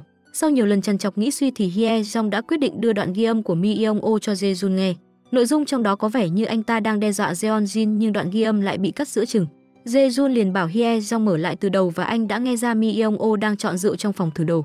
Lúc này anh chợt nhớ ra trong tủ rượu còn thiếu một chai. Sau khi xác nhận rằng chỉ có anh và Hye Jong biết về đoạn ghi âm, Tae-jun đã lập tức cầu hôn cô. Nghe xong Hye Jong không cần suy nghĩ mà liền chốt đơn. Cùng lúc đó khi đang đi mua đồ, Hyun Nam nhận được tin nhắn của Jong Eun, trên đó là ngày sinh của Sohee và Jong Eun đang đợi người môi giới của mình. Cô ấy cũng là người bị bắt nạt sau Jong Eun. Ngay từ khi Jong Eun và Mi Young-oh gặp nhau lần đầu, Kyung Jan đã nhận ra cô. Cả hai đều biết người sử dụng bạo lực này là ai. Lần này cô đến đây chỉ để yêu cầu Kyung Jan làm một việc, đó chính là xin cô đừng làm gì cả. Jong Eun biết rằng cô từng sống trong một cửa hàng quần áo, nhưng kể từ khi Mi Young-oh về với các cụ, cô đã chuyển đến căn hộ bây giờ đang ở. Đồng thời Jeonjin cũng không đến đó thử quần áo nữa và Mi Young-oh cũng biến mất một cách bí ẩn. Thực ra Jong Eun đoán ra được Kyung Jan đã biết rằng Mi Young-oh đã chết. Đây có thể là cơ hội cuối cùng để các nạn nhân tự cứu lấy mình. Vì vậy Jong Eun muốn cô có thể đừng động tay vào việc này nữa. Kể cả cô nhìn thấy hay biết chuyện gì đi chăng nữa thì người đã giết Mi Young-oh chỉ có thể là Jeonjin mà thôi. Ở bên này, trên đường về nhà, Yeo Jong gặp Do Yeong, thế là hai người liền chơi một ván cờ.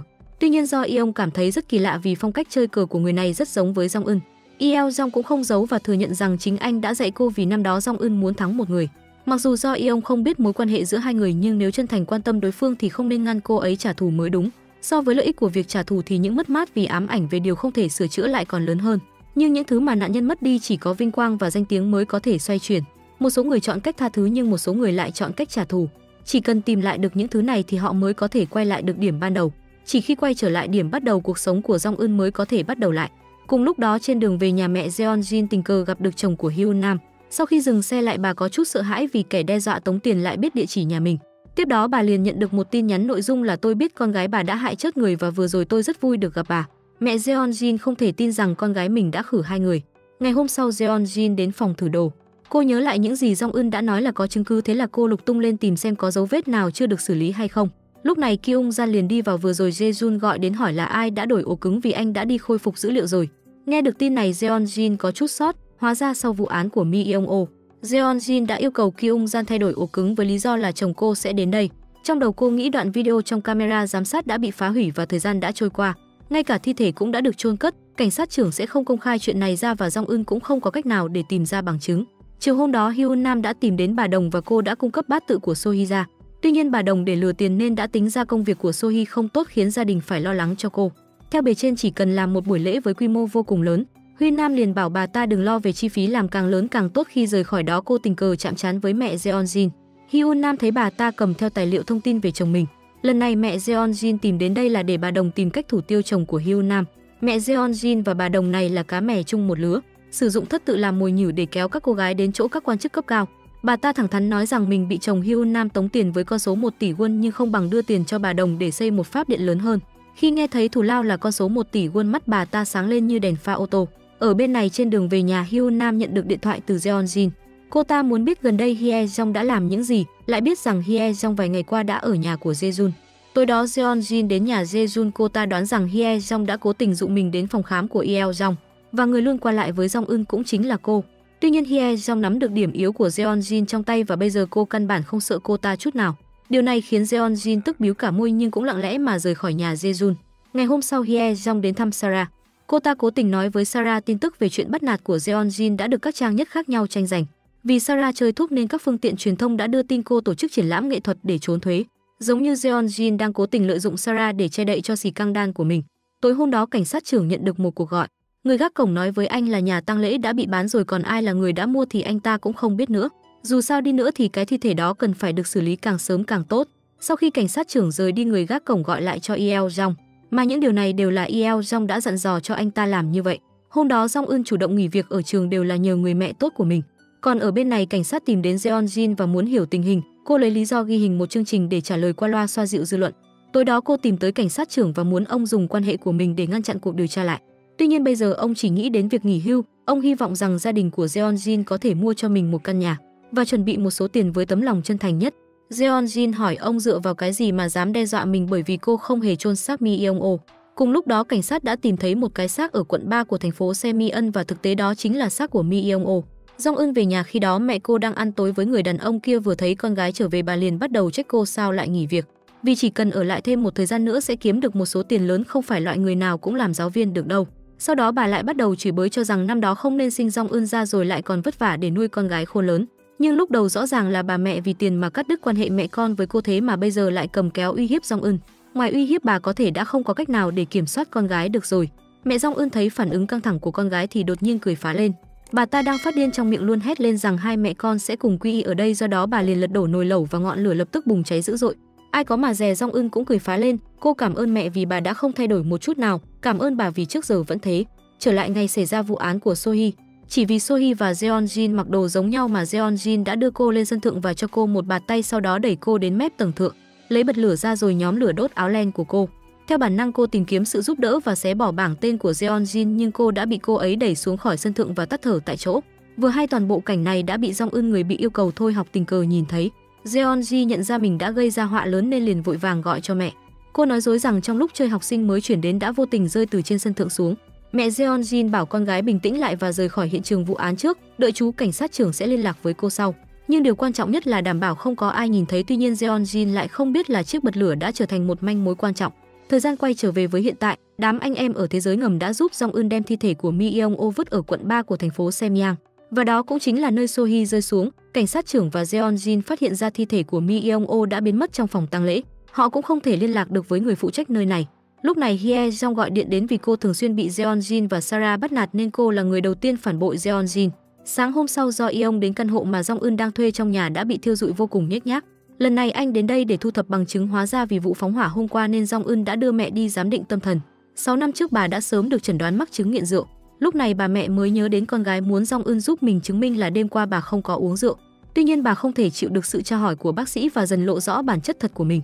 Thế là bà không ngừng trách móc xúc phạm con gái vì thông đồng với bác sĩ. Cuối cùng bà được đánh giá là hoang tưởng vì bị ngược đãi và rối loạn, nên bắt buộc phải ở trong bệnh viện tâm thần. Vì người mẹ là người thân duy nhất nên Jong Eun không thể thoát khỏi sự dây dưa với bà. Và cũng vì là người thân duy nhất nên chỉ có Jong Eun mới có quyền đưa mẹ vào bệnh viện tâm thần. Trách cô một thì phải trách bà ta vô tâm, bởi vì tiền mà lại vứt bỏ đứa con gái đáng thương của mình thì hỏi có xứng đáng làm mẹ không cơ chứ. Chiều hôm đó Sarah đã được tại ngoại. Điều đầu tiên cô làm khi về nhà chính là tìm chiếc điện thoại lúc còn đi học. Vì cô tin những gì mà Hye Jong nói nên Sarah cho rằng Jeonjin đang lợi dụng mình. Những thứ cô quay lại trong điện thoại đều là video Jeonjin bắt nạt bạn học trong trường, trong đó bao gồm cả Sohee nữa. Tối đó Do Yeong đã dùng cái tâm của mình để xem những lời tố cáo của mẹ Sohee về những kẻ ác. Thái độ của những người này vô cùng xấu xa và thủ đoạn thì rất tàn ác, đến ngay cả một người đàn ông còn cảm thấy sợ mà mắt ngấn lệ. Sau đó anh liền liên lạc với Jong Eun và hỏi địa chỉ nhà của Sohee. Do Yeong vẫn còn một điều không thể hiểu được, tại sao lại không lợi dụng Jisoo, đó không phải là cách nhanh nhất và hiệu quả nhất để khiến Jeonjin đau khổ sao? Jong Eun nói rằng cách này cũng sẽ khiến anh phải đau khổ. Hôm đó Jae-jun hẹn Do Yeong ra ngoài gặp mặt. Lúc này Jeonjin bước vào, cô muốn hỏi một số tin liên quan đến Mi Yeong-o. Anh thẳng thắn nói cảnh sát nói với cô rằng nơi phát hiện ra thi thể của Mi Yeong-o chính là tòa nhà nơi mà Sohee rơi xuống. Ngoài ra theo nội dung đoạn ghi âm thì Jeonjin chính là người cuối cùng nhìn thấy Mi Yeong-o. Do đó cô là người bị nghi ngờ có khả năng gây án cao nhất. Jeonjin liền bắt đầu chơi lá bài tình cảm. Cô là mẹ của Jisoo nên cô hy vọng anh sẽ nhìn vào lợi ích của Jisoo để tự cứu mình và con gái. Mọi thứ đã phát triển đến mức này nên Jeonjin cũng không giả nai nữa. Cô thừa nhận đó là một tai nạn và rõ ràng nó đã được giải quyết xong rồi. Nhưng không biết tại sao lại thành ra như thế này. Jeonjin quàng tay qua cổ Jae-jun muốn anh giúp mình ngụy tạo chứng cứ như vụ án của Sohee. Tuy nhiên ngoài mặt Jae-jun đã đồng ý, nhưng thực ra anh cũng đang cân nhắc các phương án tốt nhất cho cuộc chiến giành quyền nuôi con. Khi Jeonjin về đến nhà thì Sarah đã đợi cô từ lâu rồi. Jeonjin không muốn nổi giận trước mặt con nên cô liền kéo Sarah vào phòng thay đồ. Cùng lúc vụ bạo lực trong trường của Jeonjin bị phanh phui thì chuyện cô dùng thuốc cũng đã bị phát sóng trực tiếp tại hiện trường. Sarah không tin là có sự trùng hợp như vậy nên cô đã trở thành người thứ hai rời khỏi Jeonjin. Tuy nhiên khi Jeonjin thấy một chiếc túi, điều này khiến cô nhớ đến ngày cô cùng cảnh sát trưởng tìm thi thể của Mi Yeong-o. Cô cầm chiếc túi lên và phát cơn thịnh nộ của mình lên nó, phụ kiện từ trên đó vô tình rơi ra. Jeonjin đã lục tung cả phòng thay đồ lên mà vẫn không thể tìm thấy. Lúc này Yeo Jong hỏi Jong Eun có quen biết chủ nhà không và được cô kể lại là bà ấy là ân nhân đã cứu mạng cô trong lúc cô cố tìm cái chết.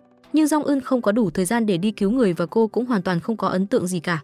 Còn ở bên này Jae-jun đã hỏi một người bạn luật sư rằng một người sau khi mất tích đột nhiên phát hiện ra thi thể của anh ta. Vậy có phải tiến hành khám nghiệm tử thi không? Ở Hàn Quốc nếu không có bằng chứng để xác định nguyên nhân là tự kết thúc đời mình hay tai nạn thì trên nguyên tắc phải khám nghiệm tử thi. Ngay cả khi gia đình không đồng ý, miễn là nghi ngờ họ bị sát hại thì đều có thể yêu cầu ép buộc thực thi. Sau khi rời khỏi đó, anh hẹn Do Yeong đến phòng thử đồ rồi đưa bản ghi âm của Mi Yeong-o cho đối phương và thuật lại toàn bộ những gì đã xảy ra. Ngoài ra hôm nay anh còn phát hiện ra một chai rượu đắt tiền hương vị thơm ngon đã không thấy đâu nữa. Do đó Jae-jun bảo Do Yeong hãy đi hỏi Jeonjin, câu đầu tiên nói rằng chi phí thủ tiêu người hơi cao. Do Yeong đương nhiên hiểu được Jae-jun làm vậy nhất định có yêu cầu gì đó. Thì ra anh ta muốn sau khi ly hôn do Yeong từ bỏ quyền nuôi con vì dù gì cũng không ai muốn để đứa nhỏ trở thành con gái của một kẻ sát nhân cả. Và thế là Jae-jun trở thành người thứ ba rời bỏ Jeon-jin. Cảnh sát trưởng đưa vợ con của mình đi, ông cũng chuẩn bị đường lui cho mình. Chính vào lúc này ông nhận được điện thoại của mẹ Jeon-jin. Dù gì cũng là bạn suốt 40 năm nên đầu dây bên kia muốn gặp mặt để nói lời tạm biệt với ông. Lúc này mẹ Jeon-jin đã đưa 1 tỷ won và bảng tên của con gái mình cho bà Đồng. Chuyển cảnh chồng Hyun Nam cũng nhận được điện thoại của bà Đồng. Người bên kia nói rằng mình sẵn sàng trả số tiền mà ông đòi, chỉ cần bây giờ ông đến địa điểm được chỉ định là được. Sau khi người đàn ông đến nơi, đối phương yêu cầu ông ta hãy băng qua đường. Lúc đó mẹ Jeon-jin cùng cảnh sát trưởng đang lái xe với tốc độ cao trong mưa. Miệng bà ta không ngừng lẩm bẩm ngộ sát có thể được phán án treo, khi có người làm chứng ở bên cạnh thì lại càng có lợi. Tuy nhiên chưa nói xong mẹ Jeon-jin đã xuống xe và chỉ quan tâm đến việc người đó đã tắt thở hay chưa. Mà người này lại chính là chồng của Hyun Nam. Tất cả mọi kịch bản đã được biên hết rồi, như vậy không những thoát được kẻ tống tiền mà còn lôi cả cảnh sát trưởng vào cuộc để thoát tội. Mẹ Jeon-jin cho rằng cảnh sát trưởng đã kể cho đối phương về vụ án của Sohee và ông đã thông đồng với chồng Hyun Nam để đe dọa bà ta. Chuyện đã đến nước này, mẹ Jeon-jin bắt cảnh sát trưởng phải giải quyết vụ này vì bảng tên của con gái năm đó chưa bị tiêu hủy, cho nên đã tận dụng tối đa trước khi ông ta chạy trốn. Bà Đồng vừa xử lý xong chuyện trở về nhà thì Jong Eun liền xuất hiện ở phía sau, hỏi bà Đồng làm nghề tay trái thấy thế nào. Cùng lúc đó Yeo Jong đang đợi Jeon-jin tìm trang sức trong nhà xác. Cô vội vàng lên xe lại phát hiện cổng của nhà tang lễ đã bị khóa lại. Yeo Jong trực tiếp trả lại đồ mà Jeon-jin đang tìm cho cô bởi vì không cần dùng đến nữa. Ngoài ra còn chân thành khuyên bảo hôm nay trời mưa hãy lái xe cẩn thận chút, nếu không sẽ rất dễ đâm trúng người đi qua đường. Jeon-jin nghe mà mặt đần ra vì vẫn chưa hiểu rõ hàm ý. Cô ta nhận được tin nhắn của mẹ bảo con gái đến cục cảnh sát đón mình. Mặc dù có giám đốc làm chứng nhưng hiện trường không có camera giám sát cho nên cần nói chuyện điện thoại với gia đình nạn nhân mới được. Mẹ của Jeon-jin buộc phải đợi ở cục cảnh sát, bà ta đột nhiên sám hối diễn vẻ mặt đạo đức giả vô cùng sống động. Ngày hôm sau cảnh sát điều tra lại Jong Eun vì thi thể của Mi Yeong-o. Cô nhắc nhở đối phương phát hiện một chiếc bật lửa ở hiện trường. Vụ án của Sohee lúc quay dòng dọc chắc chắn sẽ để lại manh mối như DNA. Lúc này Jeon-jin đã đón mẹ của Hà. Bà ta bảo con gái đến nhà bà Đồng kia trước, thế nhưng bà Đồng đang làm một buổi lễ tương đối to. Lúc này có người nói với Jeon-jin rằng chồng của Hyun Nam đã bị tông mất mạng khi sang đường.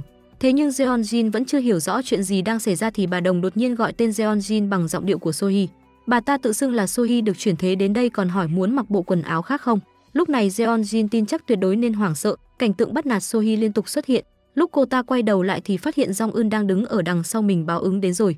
Hóa ra Jong Eun đã nắm được thóp của bà Đồng, bảo bà ta diễn một vở kịch trước mặt Jeon-jin. Không biết là do quá kích động hay là chìm đắm trong vai diễn, bà Đồng chỉ vào chỗ trống và lẩm bẩm vài từ, không kịp thở nên đã qua đời. Jeon-jin sợ hãi và bỏ chạy trong tuyệt vọng. Tối đó cô ta tìm tới Hyun Nam trách đối phương đã khiến mẹ cô ta liên lụy, kêu gào sẽ tìm con gái của Hyun Nam để trả thù.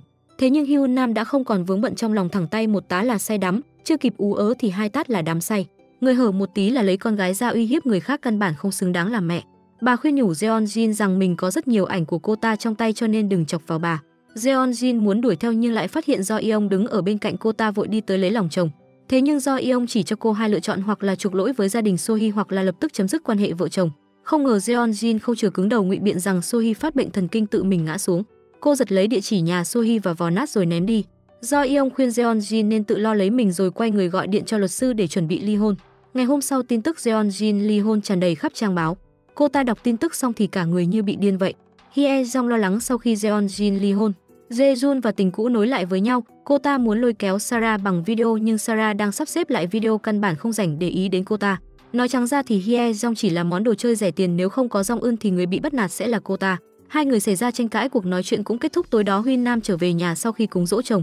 Mẹ của Jeon-jin đột nhiên nhảy ra, bà nhất định xin sự hòa giải của Hyun Nam, nếu không sẽ bị buộc tội với tội danh mưu sát.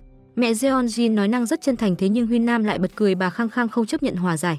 Mẹ Jeon-jin trở về nhà phát hiện Jong Eun đang đứng trước cửa hầm để xe đợi bà. Jong Eun nói rằng mình biết bà ta đã gây tai nạn cho chồng của Hyun Nam. Lúc này mẹ Jeon-jin mới nhớ ra cô là cái người đã bị con gái bạo lực học đường năm đó. Jong Eun cũng không nhiều lời, cô không quan tâm đến chuyện của chồng Hyun Nam, quan tâm về việc Jeon-jin sát hại Mi Yeong-o. Và cảnh sát trưởng giúp cô ta giải quyết hậu quả, bây giờ chỉ cần bà ta đưa bảng tên của Sohee mà cô nhặt được trả lại cho cô. Jong Eun còn nhắc nhở mẹ Jeon-jin hoặc là trở thành tội phạm hoặc là giao ra bảng tên của con gái và tự trừng phạt mình. Còn về việc bà ta quyết định thế nào thì rất dễ, tốt hơn là ngày nào cũng giả vờ làm người mẹ tốt. Ngày hôm sau Jeon-jin tiếp tục đi làm giống như một người bình thường, thế nhưng trên mạng đang truyền phát video cô ta bạo lực bạn học năm đó. Và toàn bộ video được edit bởi Sarah và đăng lên các trang mạng xã hội liền leo top tìm kiếm. Cô muốn báo thù con đàn bà đã lợi dụng mình dưới áp lực của thế giới bên ngoài. Jeon-jin đành phải từ chức nhưng cô ta vẫn không thừa nhận mình đã sát hại Sohee. Sau đó cô ta trở về nhà thu dọn tất cả các thiết bị điện tử lại. Cô sợ con gái sẽ xem những video liên quan đến bạo lực học đường. Nhưng con gái đã xem từ lâu rồi, bây giờ bạn học trong lớp đều sợ cô bé bắt nạt người khác giống như Jeonjin. Cuối cùng Jeonjin đã lựa chọn minh oan cho con gái trước giới truyền thông. Cô nói rằng mình là nạn nhân bao nhiêu năm nay đều bị người nhà của người quá cố ám ảnh nhưng không lên tiếng. Bây giờ bạo lực mạng khiến cô không chịu nổi, hóa ra Sohee đã mang thai để bảo vệ danh tiếng của bạn học nên cô mới nhẫn nhịn đến ngày hôm nay. Jeonjin đã để đơn kiện bộ phận liên quan phải chịu trách nhiệm với phát ngôn sai sự thật và phỉ báng. Điều khiến mọi người không ngờ rằng những tên phóng viên này lại tin lời cô ta. Họ lựa chọn đi tham dự đám tang của Mi Yeong-o với Park Jeonjin, cùng lúc đó Sarah luôn nhục mã Hye Jong. Hye Jong có hơi tức giận nên đã dùng máy tính bảng của Mi Yeong-o gửi video Sarah ăn nằm với Mi Yeong-o trong cơn lũ vào nhóm. Sarah liền mất quyền kiểm soát cô ta mặc kệ có ở trong nhà tang lễ hay không, kích động. Đúng lúc này Jeonjin đến đây, Sarah và cô ta nghi ngờ lẫn nhau, thế nhưng Hye Jong đi tới cười nhạo. Họ bình thường trông rất giỏi giang, bây giờ tiết lộ video của nhau. Sarah lập tức nhận ra là do Hye Jong đăng video, thế nhưng Hye Jong đe dọa sẽ đến thăm nhà thờ của cha Sarah. Sarah rút cây bút chỉ cuốn trên tóc xuống, dùng lực thẳng tay đâm mạnh vào cổ của Hye Jong. Cô bị bắt giữ nhưng không hối hận. Jae-jun tình cờ nghe thấy Sohee đã mang thai khi họ đang cãi nhau. Ngày hôm sau Jae-jun đến văn phòng của Yeo Jong nghe ngóng thi thể của Sohee và có nên khám nghiệm tử thi hay gì đó không, hoặc có thể điều tra ra đứa bé trong bụng không. Thật ra Yeo Jong đã đoán được là do Jae-jun hại Sohee, vì thế anh viện cớ không hiểu biết về khoa học pháp y để lờ đi, không biết rằng Jae-jun đã để lại điểm yếu chí mạng. Ngay sau đó anh gọi điện báo tin cho Jong Eun. Không thể không nói Jae-jun quá cố chấp với quyền nuôi con gái. Anh ta hẹn Jeonjin và mẹ chồng của Jeonjin đến văn phòng cùng thời điểm và công khai mình là cha ruột của Jae-jun. Anh ta muốn dùng thủ đoạn này để gia đình nhà trai từ bỏ Ji-soi, thế nhưng do Yeong còn cố chấp hơn Jae-jun. Anh định đưa con gái ra nước ngoài sống và đã sẵn sàng với hành lý đã soạn sẵn. Hye Jong được cấp cứu kịp thời nên không nguy hiểm đến tính mạng, nhưng các dây thanh bị tổn thương nghiêm trọng. Sau này có nói được hay không thì phải thuận theo ý trời. Mặc dù Jae-jun có thể nói chuyện với Hye Jong mà không có rào cản nào, nhưng với điều kiện của anh ta thì tuyệt đối sẽ không ở cùng với người phụ nữ bị câm, lùi một bước vậy sẽ không tốt cho con gái Ji-soi. Cho nên anh ta dứt khoát vứt bỏ Hye Jong. Lúc Jae-jun vừa rời đi, Jong Eun đã đi vào phòng của Hye Jong. Hóa ra Yeo Jong đã lấy mô trên chân của Jeonjin cấy vào móng tay của Mi Yeong-o. Sau khi cảnh sát điều tra đối chiếu với dấu vết trên chiếc bật lửa trong vụ án của Sohee, kết quả phù hợp. Tối đó Jeonjin nhận được tin nhắn của Jong Eun nói với cô ta rằng là cô đã đưa bảng tên trong vụ án của Sohee cho cảnh sát. Lúc đó đã không lợi dụng tốt nhưng hôm nay sẽ trân trọng nó. Hóa ra việc Jong Eun hẹn cả mẹ Jeonjin và Jeonjin gặp mặt đều có chủ đích, đó là Jeonjin nhìn mẹ cô ta muốn thoát tội có thể bán đứng con gái. Thủ phạm lớn nhất trên thế giới này chính là người gần gũi nhất, cũng như cái cách mà Jeonjin đã từng làm với cô. Thật ra bảng tên không hề có hiệu lực bằng chứng, bởi vì không phải nhặt được ở hiện trường. Thật ra Jong Eun không cần lời khai của mẹ Jeonjin, cô chỉ muốn nhìn thấy Jeonjin bị bỏ rơi đến mức độ nào. Mẹ Jeonjin trở thành người thứ tư vứt bỏ cô ta. Jong Eun đến phòng bệnh của Hye Jong mặc cho cô ta ném đổ lên người mình. Đợi Hye Jong chút giận xong thì hỏi cô ta muốn báo thù không, chớp mắt Hye Jong đã đến nhà Jae-jun lấy lý do thu dọn đồ đạc để vào phòng ngủ. Cô ta nhìn lọ nước mắt trên bàn nhớ ra hóa ra Jae-jun đã đi kiểm tra mắt ở phòng khám của Yeo Jong. Anh ta bị tăng nhãn áp nên mỗi ngày một lần nhỏ thuốc để hạ nhãn áp. Jong Eun nhắc nhở Hye Jong đôi khi sẽ xảy ra tai nạn, ví dụ như nước rửa kính hoặc là nước rửa tay bắn vào mắt. Tóm lại Jae-jun sẽ không thể nhìn thấy rõ những cô người mẫu tóc đỏ, người mẫu xe hơi hoặc là Jeonjin. Hye Jong đổ hết thuốc nhỏ mắt hạ nhãn áp của Jae-jun đi rồi bơm chất lỏng khác đã chuẩn bị sẵn vào lọ thuốc nhỏ mắt. Cô ta nghĩ tới có thể trả thù Jae-jun thì phấn khích bật cười. Bên kia tạm thời cảnh sát trưởng không thể chạy trốn vì vụ tai nạn giao thông của mẹ Jeonjin. Hai thuộc hạ của ông ta nghe nói rằng khách sạn đã được bán rồi, muốn kiếm chút tiền trợ cấp thôi việc. Thế nhưng cảnh sát trưởng quên rằng ông ta đã nghỉ hưu nên vẫn kiêu ngạo, kết quả bị thuộc hạ dùng búa đập cho lịm tại chỗ. Cùng lúc đó Jeonjin bị giày vò đến mức tinh thần không tỉnh táo. Đột nhiên Jong Eun gửi cho cô ta một tin nhắn, nội dung là trong phòng thử đồ của Jae-jun có 7 vũ khí sát hại Mi Yeong-o trên bàn trà. Cô hốt hoảng chạy đến phòng thử đồ, thế nhưng cảnh sát đang làm xét nghiệm máu trong này có thể hình dung như tự chui đầu vào họa. Jeonjin bị bắt ngay tại trận. Trước khi lên xe cảnh sát, cô liên tục bấm số điện thoại vừa nhận tin nhắn. Ở cách đó không xa vang lên tiếng điện thoại nhưng Jong Eun không trả lời, trực tiếp ném điện thoại nặc danh vào thùng rác. Ngày hôm sau Jae-jun đến trường thăm con gái Ji-soi, thế nhưng Ji-soi đã làm thủ tục thôi học, điều này khiến anh ta hoảng sợ. Anh ta vội gọi điện cho Do Yeong nhưng đầu dây bên kia nhắc nhở đã tắt máy. Sau đó anh ta gọi điện cho Jong Eun. Jong Eun nói với Jae-jun người cuối cùng nhìn thấy tuyệt đối không phải là con gái. Tối đó lúc Jae-jun lái xe đã nhỏ 2 giọt nước mắt, đột nhiên đau nhói, anh vội dừng xe lại, kết quả xảy ra tai nạn. Ngày hôm sau cảnh sát thẩm vấn Jong Eun trước vụ tai nạn của mẹ Jeonjin đã bị người quá cố đe dọa nhiều lần. Mà Jong Eun lại có quan hệ mật thiết với người quá cố. Anh ấy đoán Jong Eun nói với người quá cố về chuyện người nhà Jeonjin xin người. Nhưng nói chuyện với họ thì cũng là phạm pháp sao? Jong Eun dõng dạc nói lại. Bên mẹ Jeonjin vẫn đang tìm Hyun Nam để hòa giải nhưng trong nhà dường như không có ai. Cuối cùng bà ta bị bắt vì tội mưu sát. Cho đến nay tất cả những kẻ bạo lực học đường đều bị trừng phạt xứng đáng. Jeonjin đã ký đơn ly hôn trong tù. Do Yeong nói với cô ta mình định đưa con gái ra nước ngoài sống. Jeonjin vẫn muốn viết thư cho Ji-soi, thế nhưng Do Yeong bảo cô hãy ăn uống đầy đủ. Vài ngày sau Jong Eun đến nhà tù thăm Jeonjin. Cô rất muốn nhìn dáng vẻ bây giờ của thủ phạm, bên cạnh không có ai, bất kỳ tình yêu nào cũng không thắng nỗi cô đơn. Jong Eun lại gần kính cô, hy vọng thế giới của Jeonjin đều là mình. Hy vọng cậu sống từng phút từng giây đều lạnh lẽo thấu xương. Cảm giác bị oan ức, Jeonjin không hiểu oan ức ở đâu. Mà kể ra thì Jeonjin đánh Mi Yeong Oh anh ta không hề chớt. Ki Ung Jan nghe thấy bên trong có tiếng động đã đẩy cửa bước vào xem thử. Mi Yeong Oh đột nhiên bỏ về phía cô, điều này khiến Ki Ung Jan nhớ lại chuyện cô từng bị Mi Yeong Oh bạo lực lên cơ thể mình. Ki Ung Jan nghe theo ý kiến Jong Eun, hung thủ nhất định phải là Jeonjin, cầu xin cô giúp đỡ Jong Eun tịch thu công cụ gây án. An ủi Ki Ung Jan và bảo cô ấy yên tâm, Jong Eun nhất định sẽ không nói sự thật cho Jeonjin, bởi vì cô muốn Jeonjin sống đời đời trong tù như trong địa ngục, sống một cuộc sống không biết gì. Tối đó chỉ cần bạn tù nhắc đến thời tiết ngày mai, Jeonjin liền lập tức sửa sang lại quần áo, đứng thẳng lưng báo cáo dự báo thời tiết hôm nay mưa rào và gió đông sắp kéo đến. Jeonjun thì bị trừng phạt một cách xứng đáng hơn, anh ta bị một người đàn ông thắt cà vạt đỏ đẩy vào máy đảo xi măng. Ngày hôm sau, Do Yeon cũng thắt chiếc cà vạt đó cùng con gái Ji Soi bay ra nước ngoài để sinh sống và học tập. Sau khi Jong Eun trả thù xong đốt hết tất cả bức ảnh, cô vốn định kết liễu đời mình bằng cách nhảy từ sân thượng xuống. Mẹ của Yeo Jong đột nhiên xuất hiện ngăn cản, bà cầu xin Jong Eun giúp mình. Sau khi quan sát lâu như vậy, bà tin Jong Eun sẽ cứu con trai mình ra khỏi đau khổ khi bố của Yeo Jong bị sát hại thảm thương trong quá khứ. Trời xanh mây trắng nắng vàng, Yeo Jong cùng Jong Eun rảo bước chân bước vào nhà tù để thực hiện công cuộc trả thù dành cho Yeo Jong. Được rồi, bộ phim đến đây là kết thúc. Các bạn bỏ ra 3 giây đăng ký kênh để ủng hộ chúng mình nha. Cảm ơn các bạn đã đón xem kênh của chúng mình. Hẹn gặp lại mọi người trong bộ phim tiếp theo. Ok, phần review phim của ngày hôm nay đến đây là hết rồi. Xin chào tạm biệt và hẹn gặp lại các bạn ở những tập tiếp theo.